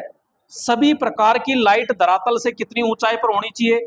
2.25 या फिर 2.30 मीटर ऊंचाई पे स्थापित होती है। दोस्तों सीलिंग फैन की धरातल से ऊंचाई, इसमें दो ऊंचाई आएगी। एक तो न्यूनतम जो 2.40 मीटर, और एक होती है दोस्तों अधिकतम जो 3 मीटर से अधिक नहीं होना चाहिए। क्योंकि अगर ज्यादा ऊंचा कर देते हो तो हवा नहीं आएगी, नीचा कर देते हो तो कटने का डर रहता है, हाथ बात कटने का डर रहता है। नेक्स्ट बात करते हैं दोस्तों, यहाँ पे बस बार की धरातल से ऊंचाई कितनी होती है? तो यहाँ पे बस बार की जो धरातल से ऊंचाई होती है वो 3 मीटर होती है। ट्रामवे की धरातल से कितनी ऊंचाई होती है? तो 10 मीटर होती है। निम्न वोल्टेज 250 वोल्ट व मध्यम 650 वोल्टेज में 5% क्या होता है? वोल्टेज का मान फेरबदल होता है। जबकि उच्च वोल्टेज होता है यानी 11 केवी, इसमें 12.5% का फेरबदल होता है। और जो आवृत्ति होती है, आवृत्ति में 3% का फेरबदल होता है, कम ज्यादा होता है। नेक्स्ट दोस्तों, ये आरेख अपन ने पढ़ी लिए थे। अब दोस्तों मेन आता है कि वायरिंग के प्रकार। एक होती है अस्थायी वायरिंग। अस्थायी का मतलब होता है कि वह वायरिंग जो कुछ समय के लिए स्थापित करते हैं। जैसे आपके शादी समारोह में हम करते हैं तो 2-3 दिन के लिए होती है, मेले होते हैं, कोई त्योहार होता है, दीपावली, दशहरा, तो इसको जो अपन तैयार करते हैं, डेकोरेटेड करते हैं, तो वो अस्थायी समय के लिए होती है। तो वो वायरिंग क्या कहलाती है? टेम्परेरी वायरिंग कहलाती है। और जो वायरिंग बहुत लंबे समय यानी परमानेंट करते हैं तो वो क्या है? स्थायी वायरिंग कहलाती है। तो यहाँ पे अपन पढ़ते हैं अस्थायी। वह वायरिंग जो निम्न समय के लिए स्थापित की जाती है अस्थायी वायरिंग कहलाती है। जैसे शादी समारोह, उत्सव, मेले आदि में। ये दो प्रकार की होती है मेरे दोस्तों। एक होती है फ्लेक्सिबल केबल वायरिंग, तो इसमें केबल यानी तार जो होंगे वो फ्लेक्सिबल होते हैं। ठीक है। तो यह प्रणाली पीवीसी या सीटीएस कैब ट्राई क्षेत्र केबल प्रयोग करते हैं। यह दो प्रकार की होती है। एक होती है जोड़ विधि, एक होती है यहाँ पे कनेक्टर विधि। और दोस्तों यहाँ पे बात करेंगे जो बहुमंजिला इमारत होती है उसमें ट्री प्रणाली हम क्या करते हैं? प्रयोग करते हैं, पेड़ की तरह होती है वो। नेक्स्ट दोस्तों यहाँ पे दूसरी आती है क्लिट वायरिंग। अब क्लिट में क्या होते हैं? चीनी मिट्टी के क्लिट होते हैं, तो उनको दीवार पर स्क्रू या पेच के द्वारा कसकर के उसके ऊपर क्या लगाते हैं? तार लगाए जाते हैं। तो चीनी मिट्टी से बने क्लिट की सहायता से दीवारों पर पीवीसी या वीआईआर केबल स्थापित करते हैं। और दो क्लिट के मध्य अधिकतम जो गैप होता है वो 60 सेंटीमीटर तथा धरातल से कितनी ऊंचाई पर स्थापित करते हैं? इसको 1.5 मीटर ऊंचाई पे स्थापित करते हैं। दोस्तों नेक्स्ट बात करते हैं इसमें अस्थायी वायरिंग के लाभ। तो अस्थायी वायरिंग के लाभ क्या है? इसमें केबल कम प्रयोग होती है, इसको स्थापित करने में कम समय लगता है, वायरिंग की लागत मूल्य क्या होती है? कम होती है। अस्थायी वायरिंग की क्या होती है? हानियां। तो कौन कौन सी होती है? देखो, यह देखने में सुंदर नहीं लगती, यह इसमें आग और यांत्रिक चोट से कोई सुरक्षित नहीं रहती है, इसमें वायर बिखरे होने के कारण दोष की संभावना भी क्या होती है दोस्तों? ज्यादा होती है। अब आती है हमारी स्थायी वायरिंग, परमानेंट वायरिंग। वह वायरिंग जो अनेक वर्षों तक स्थापित होती है स्थायी वायरिंग कहलाती है। यह निम्न प्रकार होती है। तो कौन कौन सी होती है? पहली आती है कैसिंग कैपिंग वायरिंग। इसमें पीवीसी या लकड़ी यानी सागवान या सागौन, टीक या चीड़ से बनी कैसिंग कैपिंग प्रयोग करते हैं। तो दोस्तों आजकल तो यहाँ पे अपन पीवीसी की प्रयोग करते हैं, लकड़ी की तो करते नहीं, होती नहीं है आजकल तो। इसमें कैसिंग को दीवार पर रावल प्लग यानी स्क्रू के द्वारा स्थापित करके उसमें क्या लगाते हैं? केबल डाल देते हैं और उसके ऊपर फिर क्या कस देते हैं? कैपिंग को लगा देते हैं। पहले केसिंग तैयार करते हैं दोस्तों यहाँ इस तरह, और इसमें तार डाल देते हैं, तार डाल करके केबल डाल करके इसके ऊपर कैपिंग लगा देते हैं। केसिंग कैपिंग का आकार जो होता है दोस्तों ध्यान रखना, दो आकार में होती है। यहाँ पे जो ऊंचाई होती है वो तो 20 mm और चौड़ाई होती है वो 35, यानी 20 × 35, और एक होती है 20 × 50 mm में होती है। जो बोर्ड प्रयोग करते हैं केसिंग कैपिंग में 100 × 100, 100 × 150, 100 × 200 और 100 × 250 mm में होती है। दोस्तों ये देखने में सुंदर लगती है, दीवार पर बहुत कम स्थान घेरती है, लिंक क्लिप की आवश्यकता नहीं होती, आग व यांत्रिक चोट से सुरक्षित नहीं होती क्योंकि पीवीसी है या लकड़ी की है तो जलेगी ये तो। इसको स्थापित करने में समय अधिक लगता है। नेक्स्ट दोस्तों बैटन वायरिंग। अब ये बैटन वायरिंग क्या है सैम, ये देखो अब इसमें बैटन वायरिंग में क्या है, एक लकड़ी की फंटी होती है दोस्तों, और लकड़ी की फंटी को दीवार पर लगा दिया जाता है और उसके ऊपर तार लगाए जाते हैं, और ये तार जो बिखरते हैं इनको यहाँ पे ये है जो ये पीतल की पत्ती होती है इसको कहते हैं लिंक क्लिप। ठीक है, यह वायरिंग लकड़ी यानी सागवान यानी सागौन, टीक या चीड़ की पतली फंटी यानी पट्टियां होती है जिसको दीवार पर कस दिया जाता है। लकड़ी की न्यूनतम मोटाई कितनी होनी चाहिए, 10 mm, और चौड़ाई 12 mm, 19 mm, 25 mm, 31 mm, 38 mm, जितने तार होते हैं उसके अनुसार क्या बढ़ाई जाती है चौड़ाई आदि होती है। लकड़ी पर केबल को रोकने के लिए लिंक क्लिप का क्या करते हैं मेरे दोस्तों, प्रयोग किया जाता है। ऊर्ध्वाधर यानी वर्टिकल अवस्था में लिंक क्लिप के मध्य अधिकतम गैप कितना होगा, यहाँ पे 15, यानी कि ये जो गैप है दो लिंक क्लिप के मध्य तो दोस्तों कितना आ जाएगा 15, और क्षैतिज के अंदर क्या है झूल जाएंगे ज्यादा, तो यहाँ पे 10 mm से ज्यादा, सॉरी सेंटीमीटर है, तो ये गलत लिख दिया भाई, यहाँ सेंटीमीटर करना, 15 सेंटीमीटर से ज्यादा का गैप नहीं होना चाहिए है ना, तो यहाँ पे 10 सेंटीमीटर, ठीक है, और 15 सेंटीमीटर, ये इसमें तो सही लिख रखा है, इसमें गलत लिख दिया। ठीक है, यह वायरिंग निम्न वोल्टेज पर प्रयोग की जाती है, इसमें सीटीएस या टीआरएस यानी टफ रबर छिद्र केबल प्रयोग करते हैं। यह वायरिंग उद्योगों में, घरों में स्थापित होती है, और दोस्तों ये देखने में भी क्या लगती है, सुंदर लगती है, लेकिन लागत मूल्य क्या होता है इसका, कम होता है। वायरिंग पर कलर पेंट आदि कर सकते हैं। यह तापमान और यांत्रिक चोट से एक तो सुरक्षित नहीं होती, केबल में अधिक लगती है, और केबल में इसमें क्या लगती है अधिक। दोस्तों यहाँ पे आगे आता है लेड सिथड़ वायरिंग, और लेड सिथड़ जो वायरिंग होती है ये बिल्कुल आपकी बैटन वायरिंग होती है, तो यह वायरिंग बैटन वायरिंग के समान होती है। इसमें सीटीएस केबल के स्थान पर मात्र क्या करते हैं, केबल चेंज करते हैं। जो आपकी बैटन वायरिंग थी उसमें तो सीटीएस केबल प्रयोग कर रहे थे, और इसमें लेड सिथड़ केबल प्रयोग कर रहे हैं, यानी कि जो पीवीसी केबल के ऊपर शीशे की परत चढ़े हुए जो केबल होते हैं वो हम प्रयोग कर रहे हैं। इसका उपयोग रासायनिक उद्योग, प्रयोगशालाएं, शीतगृह यानी ठंडे घर आदि में प्रयोग करते हैं। लाभ सुनो, यह वायरिंग आग व यांत्रिक चोट से क्या रहती है सुरक्षित, यह अर्थिंग दोष से सुरक्षित रहती है क्योंकि शीशे की परत चढ़ रही है तो अर्थिंग से यानी लीकेज से सुरक्षित होती है। यह नमी व खुले स्थानों में प्रयोग करते हैं। हानि क्या है, तो दोस्तों 250 वोल्टेज से अधिक पर प्रयोग नहीं होती, और केसिंग कैपिंग की तुलना में ये क्या होती है, महंगी होती है। अब दोस्तों मेन आती है हमारी ये, तो कंड्यूट पाइप वायरिंग। अब दोस्तों कंड्यूट पाइप वायरिंग घरों में भी आजकल प्रयोग करते हैं, और जो आपके औद्योगिक क्षेत्र होते हैं वहां पे भी हम प्रयोग करते हैं। कौन सी, कंड्यूट पाइप वायरिंग। इस वायरिंग में केबल कंड्यूट पाइप के अंदर स्थापित करते हैं, यानी पाइप को फिटिंग करके और पाइप के अंदर तार डालकर हम प्रयोग करते हैं। कंड्यूट पाइप कितने प्रकार के होंगे, 4। पहला होता है मेरे दोस्तों पीवीसी कंड्यूट पाइप, दूसरा होता है फ्लेक्सिबल पीवीसी कंड्यूट पाइप, तीसरा होता है आयरन यानी लोहा कंड्यूट पाइप। दोस्तों आपसे क्वेश्चन पूछेगा उद्योगशालाओं में या औद्योगिक क्षेत्रों में या इंडस्ट्रियल एरिया में कौन सा पाइप प्रयोग करते हैं, तो ये लोहे का पाइप हम प्रयोग करते हैं, तो आयरन यानी लोहा कंड्यूट पाइप हम प्रयोग करते हैं। एक होता है फ्लेक्सिबल कंड्यूट पाइप, इसे ग्रीन फील्ड पाइप भी कहते हैं। और दोस्तों यहाँ पे कंड्यूट जो पाइप होता है, इसका आंतरिक जो व्यास होगा वो 15 mm से लेकर के 65 mm होता है इसका आंतरिक व्यास। ठीक है, अब यहाँ पे बात करते हैं दोस्तों, यह वायरिंग दो प्रकार की होती है।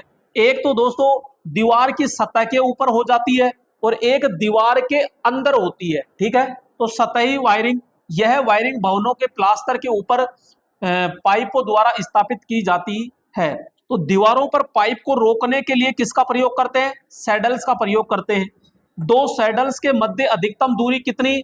60 सेंटीमीटर तथा जंक्शन बॉक्स, कंट्रोल बोर्ड व पहली सैडल्स के मध्य कितनी होती है? 30, और अधिकतम दूरी नहीं होनी चाहिए, यानी 30 से अधिकतम दूरी नहीं होनी चाहिए। 25 mm व्यास कंड्यूट पाइप के लिए 20 SWG न्यूनतम मोटाई की क्या करते हैं? सैडल्स हम प्रयोग करते हैं। सैडल्स का मतलब होता है दोस्तों इस पाइप को रोकने के लिए एक इस प्रकार की क्या होती है? सैडल्स हम प्रयोग करते हैं, जिसे आप गिट्टी या और कुछ कहते हो। कंड्यूट पाइप को 90 डिग्री पर मोड़ने के लिए बैंड प्रयोग करते हैं, जिसमें बैंड का कोण यानी बंकन कोण की त्रिज्या 7.5। दोस्तों ये तो यानी कि ये जो मोड़ते हो तो ये जो त्रिज्या होगी ये त्रिज्या 7.5 से कम नहीं होनी चाहिए। इसका उपयोग घरों में, उद्योगशालाएं, प्रयोगशालाएं, गोदाम, बैंक आदि में हम प्रयोग करते हैं। और दोस्तों मेरे ये जो होती है ये यांत्रिक चोट व आग से बिल्कुल सुरक्षित रहती है, क्योंकि लोहे के पाइपों में हम प्रयोग करते हैं ज्यादातर। इसका जीवन काल भी अधिक होता है। यह नमी, वर्षा, तापमान आदि से अप्रभावित रहती है। इसमें केबल अधिक लगती है, वायरिंग महंगी होती है और इसको स्थापित करने में अधिक समय लगता है। अब दोस्तों समय तो खैर लगता ही है। यहाँ पे नेक्स्ट आती है दोस्तों भूमिगत कंड्यूट पाइप वायरिंग, यानी डक्ट वायरिंग कह दीजिए, और इसी को कंसील्ड वायरिंग हम कहते हैं। अब दोस्तों देखो ध्यान से, इसमें पाइप दीवार के अंदर स्थापित करते हैं। इसमें जो पाइप होंगे पीवीसी के या लोहे के जो भी पाइप होते हैं वो पहले ही दीवार के अंदर डाल दिए जाते हैं और उसमें क्या डालते हैं? हम केबल डालते हैं। पाइप को रोकने के लिए हुक का प्रयोग किया जाता है। यह वायरिंग 90 डिग्री ताप तक सुरक्षित रहती है। लाभ सुनो, यह यांत्रिक चोट, आग से सुरक्षित होती है। इसका जीवन काल सबसे अधिक होता है। नेक्स्ट दोस्तों, यह ताप, नमी, वर्षा आदि से क्या होती है? अप्रभावित होती है और इसका उपयोग सभी जगह हम करते हैं। नेक्स्ट, यह सबसे महंगी होती है। इसको स्थापित करने में सबसे अधिक समय लगता है। यहाँ पे पाइप के मध्य केबल का जोड़ नहीं होना चाहिए दोस्तों, एक तो ध्यान रखना। और इसमें कुशल कारीगर की क्या होती है दोस्तों? आवश्यकता होती है। दोस्तों बात करते हैं यहाँ पे बस बार। ये बस बार क्या होती है? ऐसे बिल्कुल चपटी, ये एल्यूमिनियम या फिर तांबे की होती है। ये चपटी पत्तियां होती है दोस्तों, जो तार का ही काम करती है, लेकिन तार का कटाव क्षेत्रफल तो क्या होता है? वृत्ताकार, और ये चपटी होती है। तो बस बार आयताकार की चपटी पत्तियों से बनी होती है। इसका उपयोग अनेक पावर मशीनों को विद्युत शक्ति प्रदान करने के लिए, रेलवे लाइन, अल्टरनेटर का तुल्यकालीकरण यानी सिंक्रोनाइज आदि में किया जाता है। बस बार तार यानी बस बार जो है वो तांबे की और एल्यूमिनियम से बनी होती है। सामान्यतः बस बार किसकी बनाएंगे?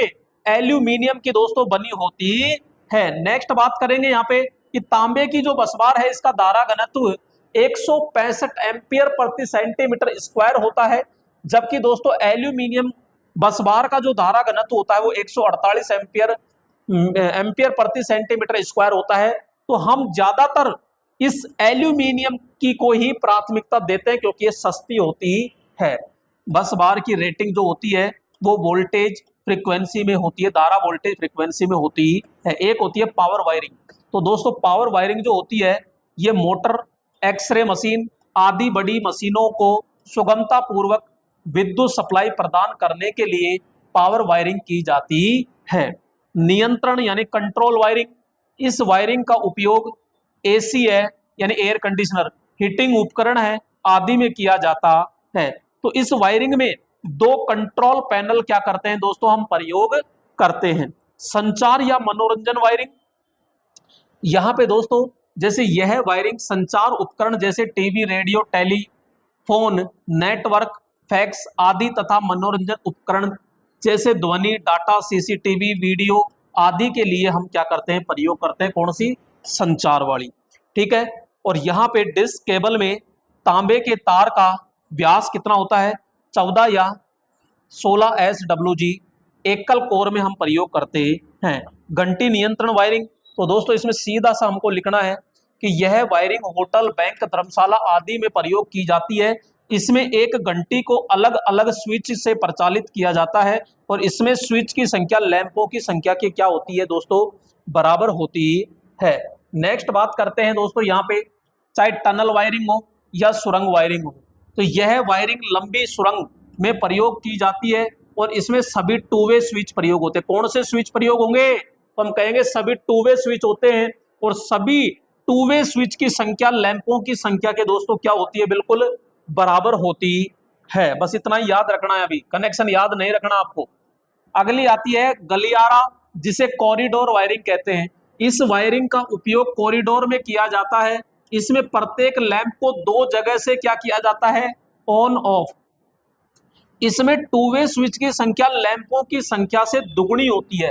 जैसे लैंप अगर 4 है तो यहाँ स्विच कितने होंगे, 8 होते हैं। बस इतना याद रखना है।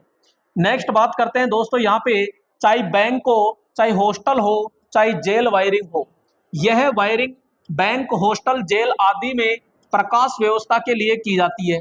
इसमें टू वे स्विच की संख्या लैंप की संख्या के क्या होते हैं, बराबर होते हैं। टू वे स्विच की ध्यान रखना, इसमें एक मास्टर स्विच होता है दोस्तों, जो एक साथ सभी लैंप को ऑन ऑफ करने के लिए प्रयोग किया जाता है। आपसे कैसे पूछे कि यदि बैंक वायरिंग में लैंप की संख्या 6 है और टोटल स्विच कितने हैं, तो 7 बताना। लेकिन टू वे स्विच तो 6 है और एक क्या होता है, मास्टर स्विच होता है। यहां पे दोस्तों गोदाम वायरिंग है और गोदाम वायरिंग इस प्रकार से है।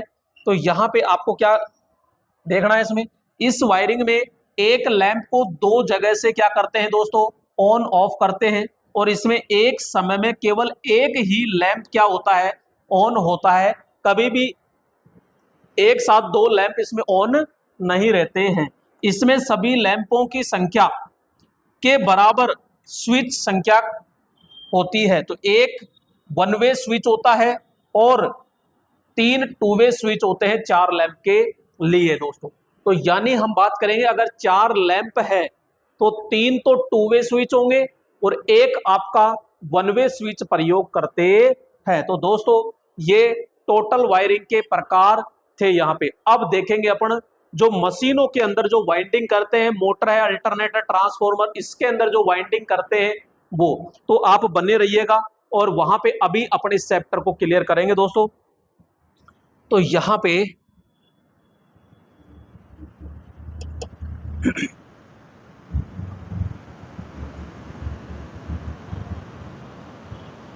जी,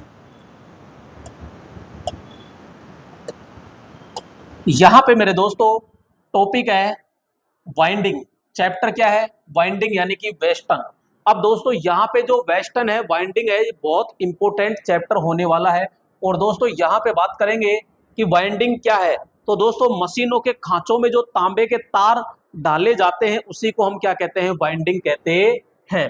तो विद्युत मशीनों के खांचों में स्थित तार क्या कहलाएगी, वाइंडिंग। अब दोस्तों इसमें क्या होता है, देखो ऐसे होता है ये, तो इस प्रकार से होता है ये। तो दोस्तों ये जो भाग कहलाएगा ना, ये जो भाग कहलाता है, ये ओनली फॉर ये भाग, यानी ये जो भाग होता है ये, इसको कहते हैं एक्टिव साइड। ठीक है।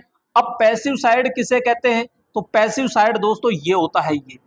और यहां पे लीड की बात कर रहा है तो लीड ये है, ये तो समझा दिया मैंने। यह भुजा खांचों में स्थापित होती है। तो ये जो एक्टिव साइड है ये खांचों के अंदर स्थापित रहती है। पैसिव ये भुजा खांचों में स्थापित नहीं होती, यानी ये बाहर लटकी रहती है। ठीक है। और जिसके सिरे स्थापित होते हैं, जिसके सिरे निकाले जाते हैं कनेक्शन के लिए, उसको हम क्वाइल लीड कहते हैं। अब दोस्तों टर्न क्या है, तो टर्न ये पूरा का पूरा एक क्या बन गया, टर्न। तो active side, back and side, इसको बैक एंड साइड कहते हैं दोस्तों। इसे फ्रंट एंड साइड, ये फ्रंट एंड साइड कहलाती है। ये फ्रंट एंड साइड से मिलकर बना बंद लूप क्या कहलाएगा? तो टर्न कहलाता है। यानी एक ये पूरा क्या कहलाएगा? टर्न। अब दोस्तों यहाँ पे क्या है? क्वाइल। तो ये एक टर्न है, और ऐसे करके यहाँ पे मेरे दोस्तों इस प्रकार से क्या किया जाता है, यहाँ पे दो या दो से अधिक टर्नों को श्रेणी क्रम में जोड़ करके क्या बनाया जाता है? तो ये एक क्या कहलाती है? क्वाइल कहलाती है। यानी एक क्वाइल कहलाती है, स्पैन कहलाती है, और अनेक सारी क्वाइलों को जोड़ करके श्रेणी या समांतर में हम वाइंडिंग का निर्माण करते हैं। तो यहाँ पे देखो कुंडली में दो या दो से अधिक टर्नों को श्रेणी क्रम में संयोजित करके किसका प्रयोग करते हैं? क्वाइल का हम प्रयोग करते हैं। और दोस्तों यहाँ पे वाइंडिंग, तो दो या दो से अधिक क्वाइलों को श्रेणी या समांतर, दोस्तों क्वाइल तो श्रेणी में ही जुड़ेगी, लेकिन वाइंडिंग श्रेणी या समांतर में संयोजित करके अपन वाइंडिंग तैयार करते हैं या कहलाती है। तो दोस्तों ये तो है क्या? चक्र, ये है क्वाइल, और ये है क्या? वाइंडिंग। नेक्स्ट दोस्तों आगे बात करेंगे पोल पिच। अब पोल पिच क्या होती है? दो अलग अलग पोलों के मध्य की दूरी क्या कहलाएगी? पोल पिच कहलाती है। दोस्तों जैसे एक पोल और एक पोल, ये तो इसके बीच की दूरी क्या कहलाएगी? पोल पिच कहलाती है। तो चालकों के कुल संख्या बटा पोल की संख्या क्या कहलाएगी? Pole pitch. और इसको YP से दर्शाते हैं। स्पैन यानी क्वाइल पिच, किसी क्वाइल के दो एक्टिव साइड के मध्य चालकों की संख्या क्वाइल पिच कहलाती है। क्या कहलाएगी? Coil pitch. तो यहाँ पे क्वाइलों की कुल संख्या बटा पोल की संख्या, यहाँ पे क्या है? चालकों की कुल संख्या, यहाँ है क्वाइलों की कुल संख्या, ध्यान रखना। तो ये फर्क है इसमें। नेक्स्ट दोस्तों बात करते हैं बैक पिच। तो किसी क्वाइल के दो एक्टिव साइड के मध्य स्थित खांचों की संख्या बैक पिच कहलाती है। और एक होती है फ्रंट पिच। तो पहली क्वाइल की दूसरी एक्टिव साइड तथा दूसरी क्वाइल की पहली एक्टिव साइड के मध्य की दूरी क्या कहलाएगी दोस्तों? फ्रंट पिच कहलाती है। एक होती है दोस्तों औसत पिच। औसत पिच क्या कहलाएगी? तो बैक पिच और फ्रंट पिच। बैक पिच, ये तो बैक पिच, और एक है फ्रंट पिच, दोनों का जो औसत होता है वही। तो दोस्तों यहाँ पे फ्रंट और बैक को क्या कर दिया? जोड़ दिया, दो का भाग दे दिया, तो क्या आ गई? यहाँ औसत पिच होती है। नेक्स्ट बात करते हैं यहाँ परिणामी पिच। दोनों क्वाइलों की पहली एक्टिव साइड के मध्य की दूरी क्या कहलाएगी? परिणामी पिच कहलाती है। तो दोस्तों एक तो होती है लैप वाइंडिंग में, एक होती है वेव वाइंडिंग में। तो यहां अंतर आ जाए तो लैप, और प्लस आ जाए तो दोस्तों वेव वाइंडिंग होता है। अब आता है यहाँ कम्यूटेटर पिच। कम्यूटेटर के उन दो सेगमेंट्स के मध्य की दूरी जिस पर एक ही क्वाइल के दो सिरे जुड़े होते हैं उसे कम्यूटेटर पिच कहते हैं। दोस्तों ये इस प्रकार से होता है।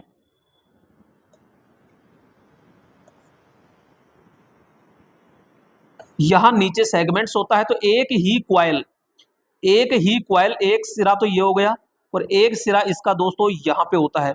और ये तो मैं बात करूंगा, ये तो एक सेगमेंट ये हो गया, एक सेगमेंट ये हो गया, एक ही क्वाइल के दो अलग अलग है, इसके बीच की जो दूरी होती है ये क्या कहलाएगी? क्वाइल पिच कहलाती है। क्लियर यहाँ पे? अब दोस्तों आगे बात करते हैं यहाँ पे। तो ये लैप वाइंडिंग और वेव वाइंडिंग के अंदर है, तो अभी इसको समझाने में टाइम लगेगा। पिच फैक्टर, तो दोस्तों पिच फैक्टर क्या है? तो सीधा सा है कि क्वाइल पिच और पोल पिच, क्वाइल पिच और पोल पिच का जो अनुपात होता है वही क्या कहलाएगी? तो यहाँ पे अपन पिच फैक्टर कहते हैं। अब दोस्तों यहाँ पे समझ लीजिए, एक तो है नीली क्वाइल और एक है ये आपके गुलाबी क्वाइल। क्लियर?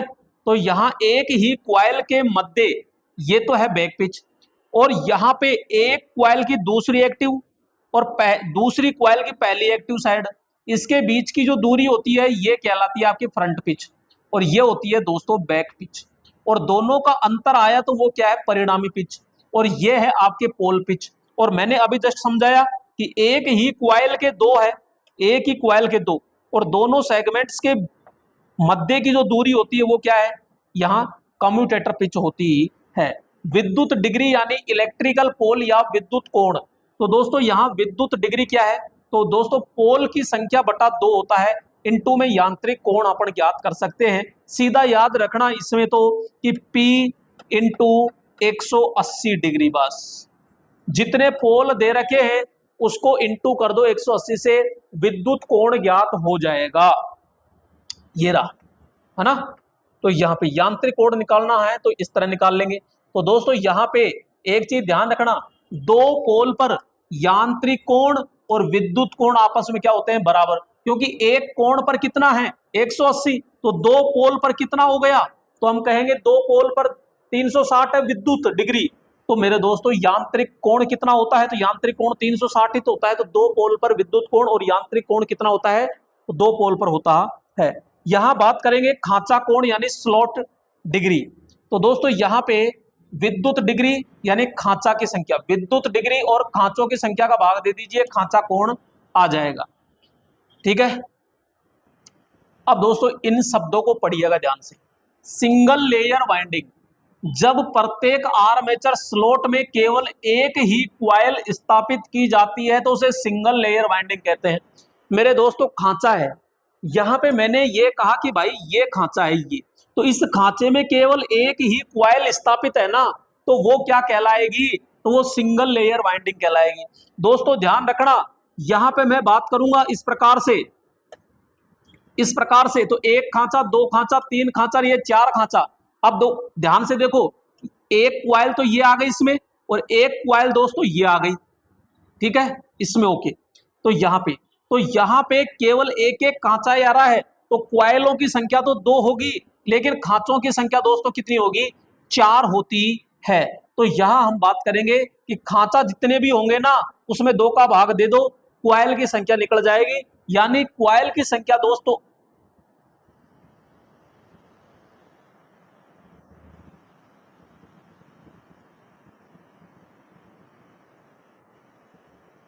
यहां पे क्वाइल की जो संख्या होती है, तो वहां पे हम सीधा ये कहते हैं कि खांचों की संख्या से क्या होती है, आधी होती है। क्लियर। चलो ये माद है इसमें, चलो तो खैर कोई दिक्कत नहीं, ये हो गया कल्याण। हम ये खोल लेते हैं, ये लो, कोई दिक्कत नहीं है।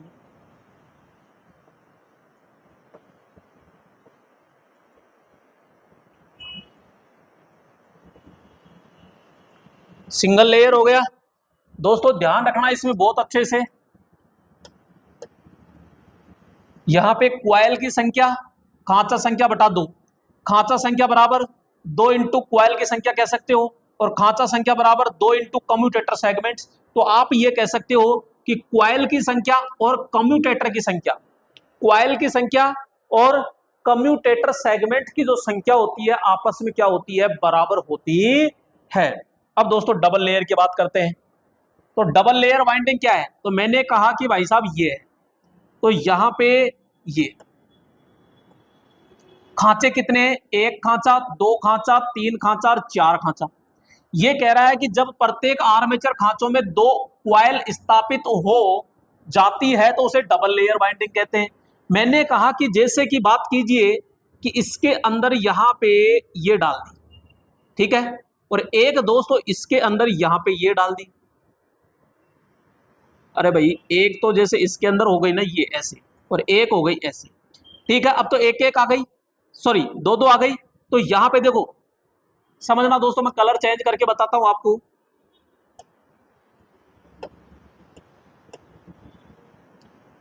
अब दोस्तों ध्यान से देखो, यहां पे, तो यहां पे हम कह रहे हैं कि एक तो ये आ गई, ठीक है, और यहां पे एक मैं कह रहा हूं कि ये देखो ध्यान से, एक ये, तो ये जो खांचा था इस खांचे में एक ये आ गई, एक ये आ गई, इस खांचे में भी दो आ गई, इसमें भी दोस्तों दो आ गई, और इसमें भी दो आ गई। तो ये डबल लेयर वाइंडिंग कहलाएगी। अब मेरे दोस्तों मुझे ये बताइएगा यहां पे कि कम्यूटेटर सेगमेंट और खांचों की संख्या और क्वाइलों की संख्या आपस में क्या हो गई, बराबर हो जाती है। तो यहां पे खांचों की संख्या और क्वाइलों की संख्या दोस्तों क्या होती है, आपस में बराबर होती है यहां पे। नेक्स्ट दोस्तों आगे बात,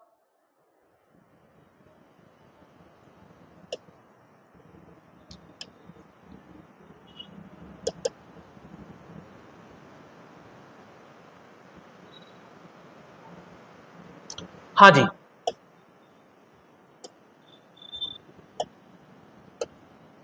तो देखो दोस्तों, अब आती है मल्टी लेयर वाइंडिंग। अब ये अगर एक खांचे में एक है तो सिंगल, एक खांचे में दो है तो डबल, और एक खांचे में दो से अधिक है तो यहाँ पे डबल लेयर वाइंडिंग कहेंगे कि जब प्रत्येक आर्मेचर खांचों में दो से अधिक क्वाइल स्थापित करते हैं तो वह मल्टी लेयर वाइंडिंग कहलाती है, और इसका उपयोग बड़ी मशीनों में करते हैं। क्लियर दोस्तों? यहाँ पे है प्रोग्रेसिव संयोजन यानी अग्रगामी वाइंडिंग या प्रगतिशील वाइंडिंग। दोस्तों यहाँ एसी और डीसी दोनों आएगी, ध्यान रखना। ये अभी शब्दावलियां चल रही है। प्रोग्रेसिव, प्रोग्रेसिव का मतलब दोस्तों ये है सीधा सा कि यहाँ क्वाइल आगे बढ़ने की दिशा में बढ़ती है और एक दूसरे के ऊपर नीचे नहीं होती है। तो देखो ध्यान से, वह वाइंडिंग जो कम्यूटेटर सेगमेंट, ये कम्यूटेटर सेगमेंट है, के साथ इस प्रकार से जुड़ी होती है कि वह आगे बढ़ने की दिशा में आगे बिना ओवरलैप हुए, क्या एक दूसरे के ऊपर चढ़ रही है? नहीं चढ़ रही। तो बिना ओवरलैप किए आगे बढ़ने की दिशा में आगे बढ़ती है तो वो प्रोग्रेसिव कहलाती है। तो यहां से चली रही, यहां बढ़ गई तो आगे बढ़ रही है। इसमें कम्यूटेटर पिच का मान +1 होता है। अब दोस्तों इसके जस्ट उल्टी आती है यहाँ पे, इसे कहते हैं रिट्रोग्रेसिव या पश्चगामी वाइंडिंग या प्रतिगामी वाइंडिंग। इसमें क्या है कि यहां से यहां तक आगे तो बढ़ेगी लेकिन विपरीत चलते हुए और एक दूसरे को ओवरलैप करेगी। देखो ध्यान से, ये आगे बढ़ी, फिर विपरीत गई और फिर एक दूसरे को काटी, फिर आगे गई, फिर विपरीत चली, फिर एक दूसरे को काटी, तो एक दूसरे को ओवरलैप करते हुए चलती है। तो वाइंडिंग का वह संयोजन जो कम्यूटेटर सेगमेंट के साथ इस प्रकार से संयोजित होता है कि वह आगे बढ़ने की दिशा में विपरीत चलते हुए ओवरलैप करके आगे बढ़ता है तो वह रेट्रोग्रेसिव संयोजन कहलाता है। इसमें कम्यूटेटर पिच का मान क्या होता है? -1 होता है। दोस्तों नेक्स्ट आगे चलते हैं और यहाँ पे एक साथ दो देखिएगा। यहाँ इसमें समझ में आएगा, एक तो है सिमेट्रिकल और एक होता है अनसिमेट्रिकल। सिमेट्रिकल में दोस्तों ये है कि ये तो पोल है, ठीक है, और इस पोल की मध्य रेखा की सिद्ध में अगर ये ब्रश स्थापित है, ये लंबी बना दी भाई इसने, ये ब्रश छोटी सी होती है, अगर पोल की मध्य रेखा की सिद्ध में ब्रश स्थापित है तो सिमेट्रिकल। अगर पोल की मध्य रेखा की सिद्ध में ब्रश नहीं है, ये ब्रश इन दोनों खांचों के बीच में आती है यो, और ये भी छोटी बनती है, बड़ी बना दी तो ये छोटी सी बनती है यहाँ पे। तो ये पोल के मध्य रेखा के बीच में, पोल की मध्य रेखा की सिद्ध में हो तो सिमेट्रिकल, और पोलों के मध्य यानी दो पोलों के बीच में हो तो अनसिमेट्रिकल वाइंडिंग कहलाती है। तो यही चीज लिखा है मैंने, वह वाइंडिंग जिसमें ब्रश पोल की मध्य रेखा पर स्थित होती है सिमेट्रिकल, और यहाँ पे कार्बन ब्रश पोल की मध्य रेखा पर स्थित नहीं होती है तो अनसिमेट्रिकल वाइंडिंग कहलाती है। अब मेरे दोस्तों यहाँ पे वेरी वेरी मोस्ट है ये, तो बात करते हैं बंद वाइंडिंग। और ये कौन सी वाइंडिंग होगी दोस्तों? तो डीसी वाइंडिंग होती है। बंद वाइंडिंग का उपयोग डीसी मशीनों में हम करते हैं। यह आर्मेचर व रोटर पर स्थापित करते हैं।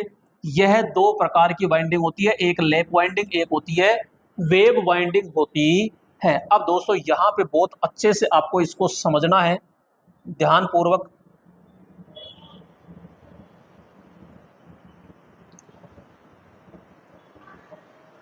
ठीक है, अरे तुम्हारी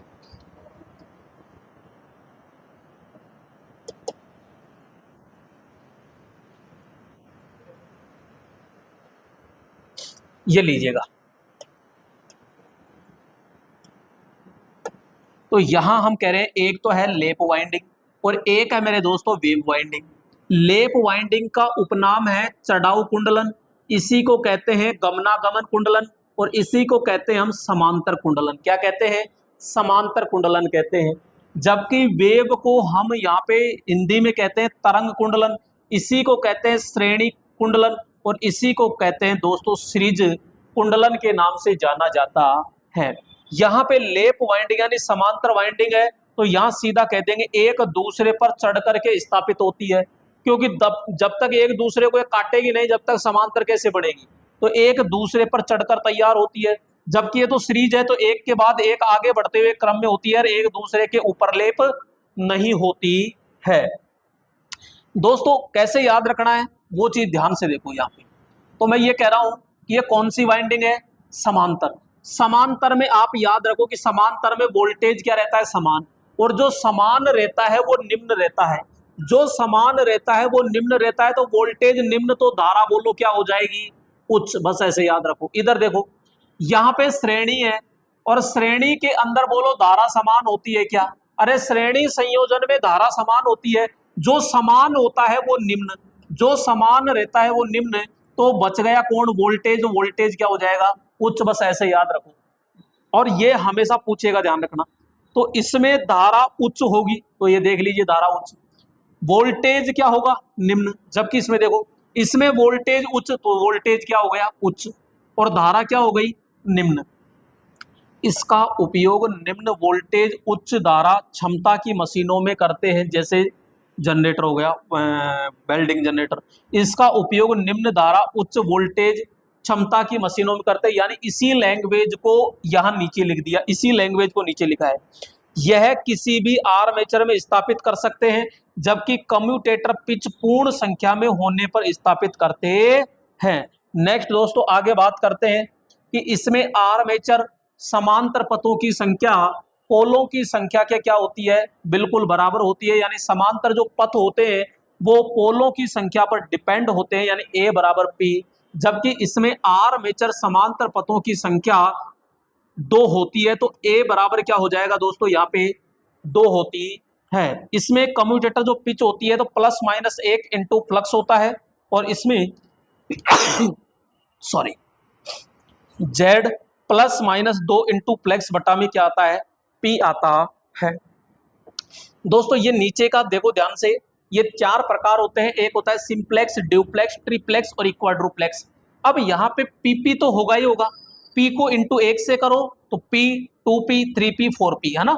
इसको 1 से इंटू, इसको 2 से इंटू, इसको 3 से, इसको 4 से। इसी प्रकार यहाँ देखो, इसमें 2 तो होता ही है, तो इसमें 1 से इंटू करते हैं, इसमें 2 से इंटू, इसमें 3 से इंटू, इसमें 4 से इंटू। तो 2 एकम 2, 2, 2 दूनी 4, 2, 2 तिया 6, तो 6, तो 2 चौकू 8, यानी 8 होता है। तो ये लेप और वेव जो बहुत इंपॉर्टेंट होती है दोस्तों। अब दोस्तों यहाँ पे ये चीज और समझ लीजिए, यहाँ पे full pitch winding. Full pitch winding क्या है, तो हम सीधा कहेंगे कि इस प्रकार की वाइंडिंग में पोल पिच 180 डिग्री विद्युत कोण के बराबर होता है। यानी कि मैंने कहा कि 360 डिग्री का है, तो यह आधा है कि नहीं है, कजा है। तो इसमें पोल पिच और क्वाइल पिच बोलो आपस में क्या होगी, बराबर। इसमें क्वाइल पिच 180 डिग्री से क्या होती है, कम, इसलिए इसको क्या नाम दिया, शॉर्ट। भाई ये 180 का है, लेकिन हमारी वाइंडिंग इतनी है, बस इसमें इतनी है। लॉन्ग पिच, इसमें क्वाइल पिच 180 डिग्री से ज्यादा है। ये 180 है, तो भैया 180 से ज्यादा का आ गया। तो इसमें पोल पिच जो होता है वो क्वाइल पिच से कम होता है। इसमें पोल पिच ज्यादा होता है किससे, क्वाइल पिच से, और इसमें बराबर होता है। नेक्स्ट दोस्तों आगे चर्चा करते हैं। इसमें पिच फैक्टर का मान क्या है, 1, क्योंकि दोनों बराबर है। इसमें पिच फैक्टर का मान इकाई से क्या होता है, कम होता है, और इसमें इकाई से क्या होता है, ज्यादा होता है। इसमें उत्पन्न ईएमएफ जो होता है वो शॉर्ट पिच से तो अधिक होता है, और लॉन्ग पिच से क्या होता है, कम। इसमें उत्पन्न ईएमएफ निम्न होगा, और इसमें उत्पन्न ईएमएफ ज्यादा होता है। अब दोस्तों यहाँ पे बात करते हैं तांबा। तो शॉर्ट से तो अधिक और लॉन्ग से क्या होता है, कम। जबकि इसमें कम होता है क्योंकि यह कम ही है, इसमें ज्यादा है तो ज्यादा होगा। ये ज्यादा है तो हानि ज्यादा ही होगी, इसमें कम है तो कम होगा। दक्षता इसकी कम होगी, इसमें ज्यादा होती है। इसका जीवन काल क्या होता है, कम, इसका अधिक होता है। और दोस्तों ये जो बीच का है ये इन दोनों के मध्य में होता है, तो ये तुलना करते हुए होता है। आगे बात करते हैं, देखो ध्यान से, संतुलित वाइंडिंग यानी बैलेंस वाइंडिंग। यदि एक ही फेज के प्रत्येक क्वाइल ग्रुप की संख्या समान हो, यानी प्रत्येक ग्रुप में क्वाइल की संख्या सब में 2-2 है, 3-3 है, 4-4 है, सब में फिक्स है, तो वो क्या कहलाएगी, संतुलित वाइंडिंग कहलाती है। और ये सम समूह वाइंडिंग कहते हैं। असंतुलित यानी अनबैलेंस, एक ही फेज में प्रत्येक क्वाइल ग्रुप की संख्या किसी में 2 है, किसी में 3 है, किसी में 4 है, तो वो अनबैलेंस कहलाती है, और ये विषम समूह होती है।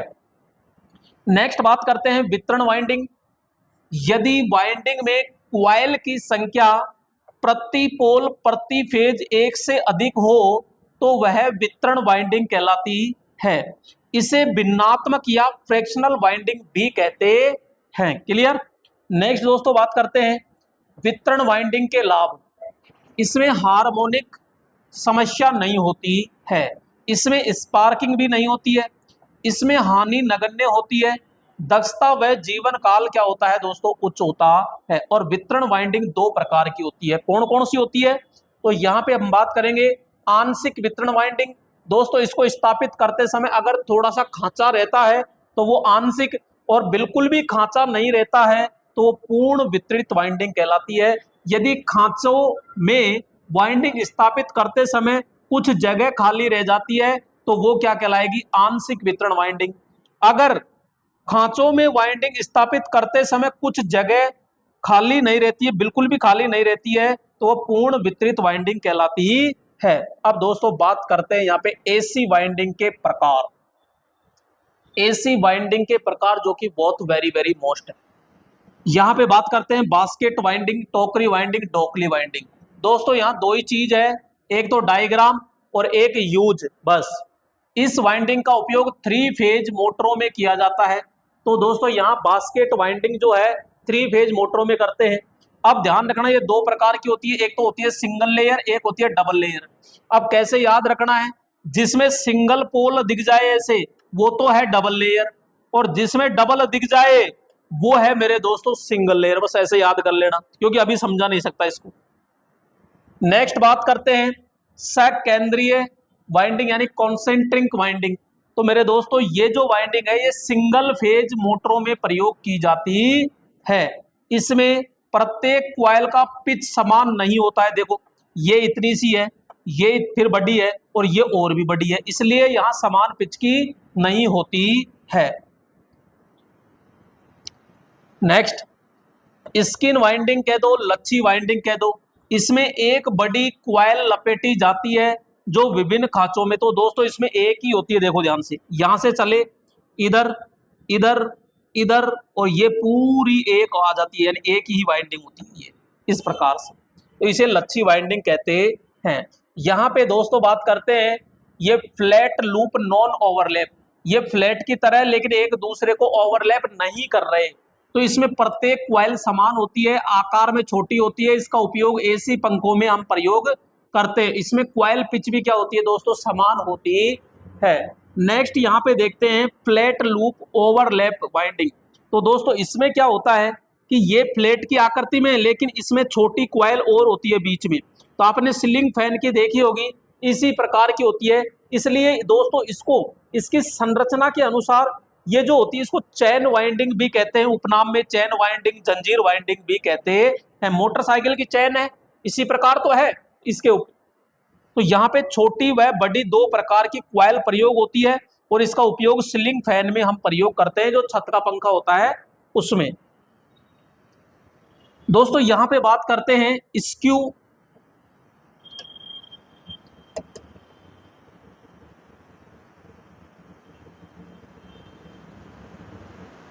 यहाँ पे तो यहाँ पे मैं बात करूंगा दोस्तों स्क्यू वाइंडिंग। कौन सी स्क्यू वाइंडिंग है? तिरछा घुमाऊ वाइंडिंग। तो इसमें क्वाइल के सामने आमने सामने के भाग बराबर नहीं होते। देखो एक तो ये छोटा है और ये बड़ा है, इसलिए ये बराबर नहीं है। इसका उपयोग उच्च वोल्टेज पर कार्य करने वाली मशीनों में किया जाता है। एक होता है दोस्तों डायमंड वाइंडिंग यानी हीरा घुमाऊ वाइंडिंग। तो ये हीरे की आकृति में होती है। देखो ये इस प्रकार से होती है, यो इस प्रकार से। तो ये हीरे की आकृति में होती है, तो इसका क्वाइल हीरे के समान होता है और उपयोग उच्च वोल्टेज पर कार्य करने वाली जो मशीन होती है उसमें हम प्रयोग करते हैं। एक होता है यहाँ पे इनवोल्यूट वाइंडिंग। दोस्तों ये टोटल 8 प्रकार की होती है। ऐसी बहुत इंपॉर्टेंट है, ध्यान रखना। यह आयताकार आकार में होती है। इसका उपयोग उच्च वोल्टेज पर कार्य करने वाली मशीनों में किया जाता है। तो ये इस प्रकार से होती है दोस्तों आयताकार। दोस्तों बात करते हैं वाइंडिंग के अन्य प्रकार। एक होता है helix winding.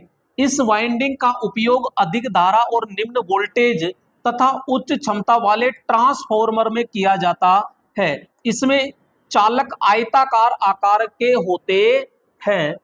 Cross over winding, अब क्रॉस ओवर वाइंडिंग क्या है तो ध्यान से सुनो। इसका उपयोग निम्न धारा, उच्च वोल्टेज तथा निम्न क्षमता वाले ट्रांसफॉर्मर में किया जाता है, यानी इसका प्रयोग भी ट्रांसफॉर्मर में किया जाता है। तो हेलिक्स और क्रॉस ओवर वाइंडिंग।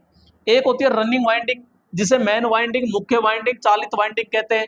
यह वाइंडिंग मोटे तार, कम लपेट की विद्युत रोधी तांबे तार की बनी होती है।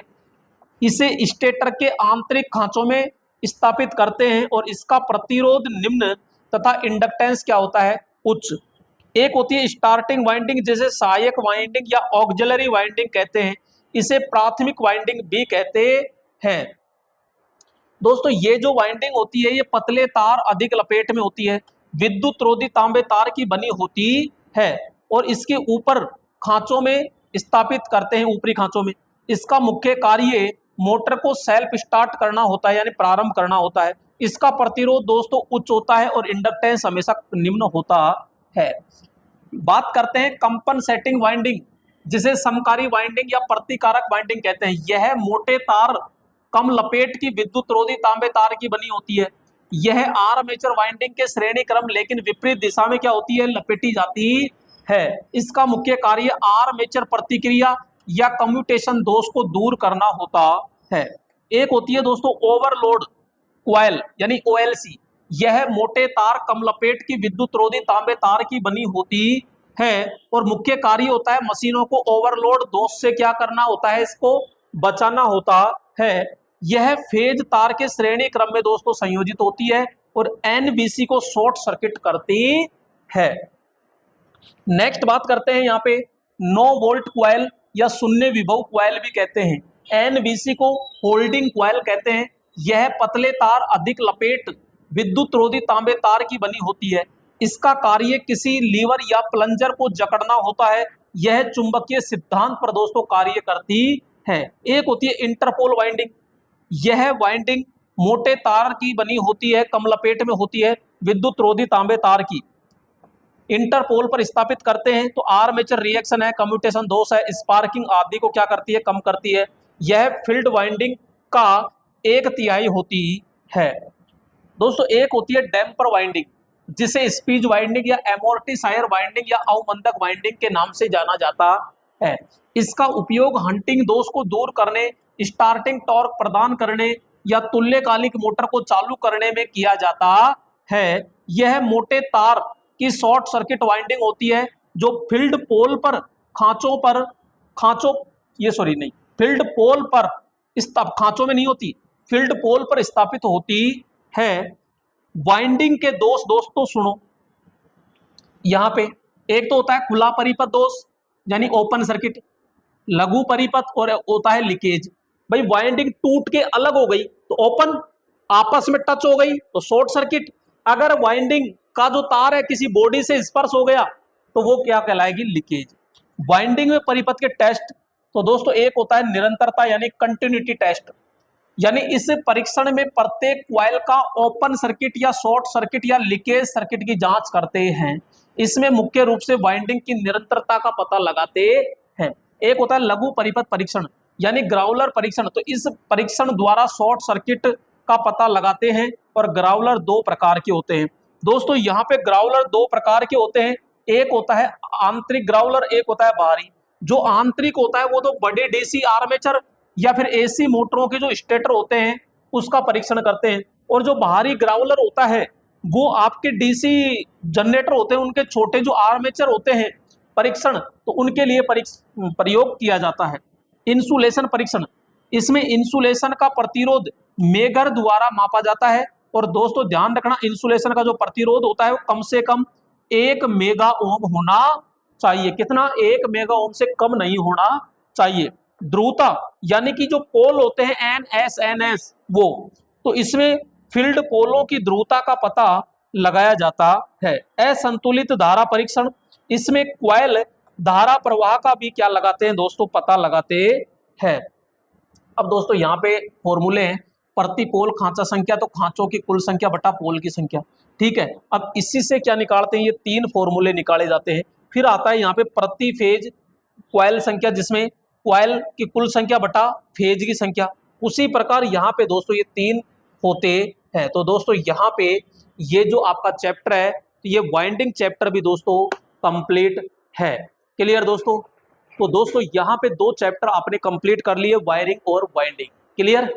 ठीक है दोस्तों, फिर नेक्स्ट चैप्टर के साथ फिर मुलाकात करते हैं। तब तक के लिए जय हिंद मेरे दोस्त।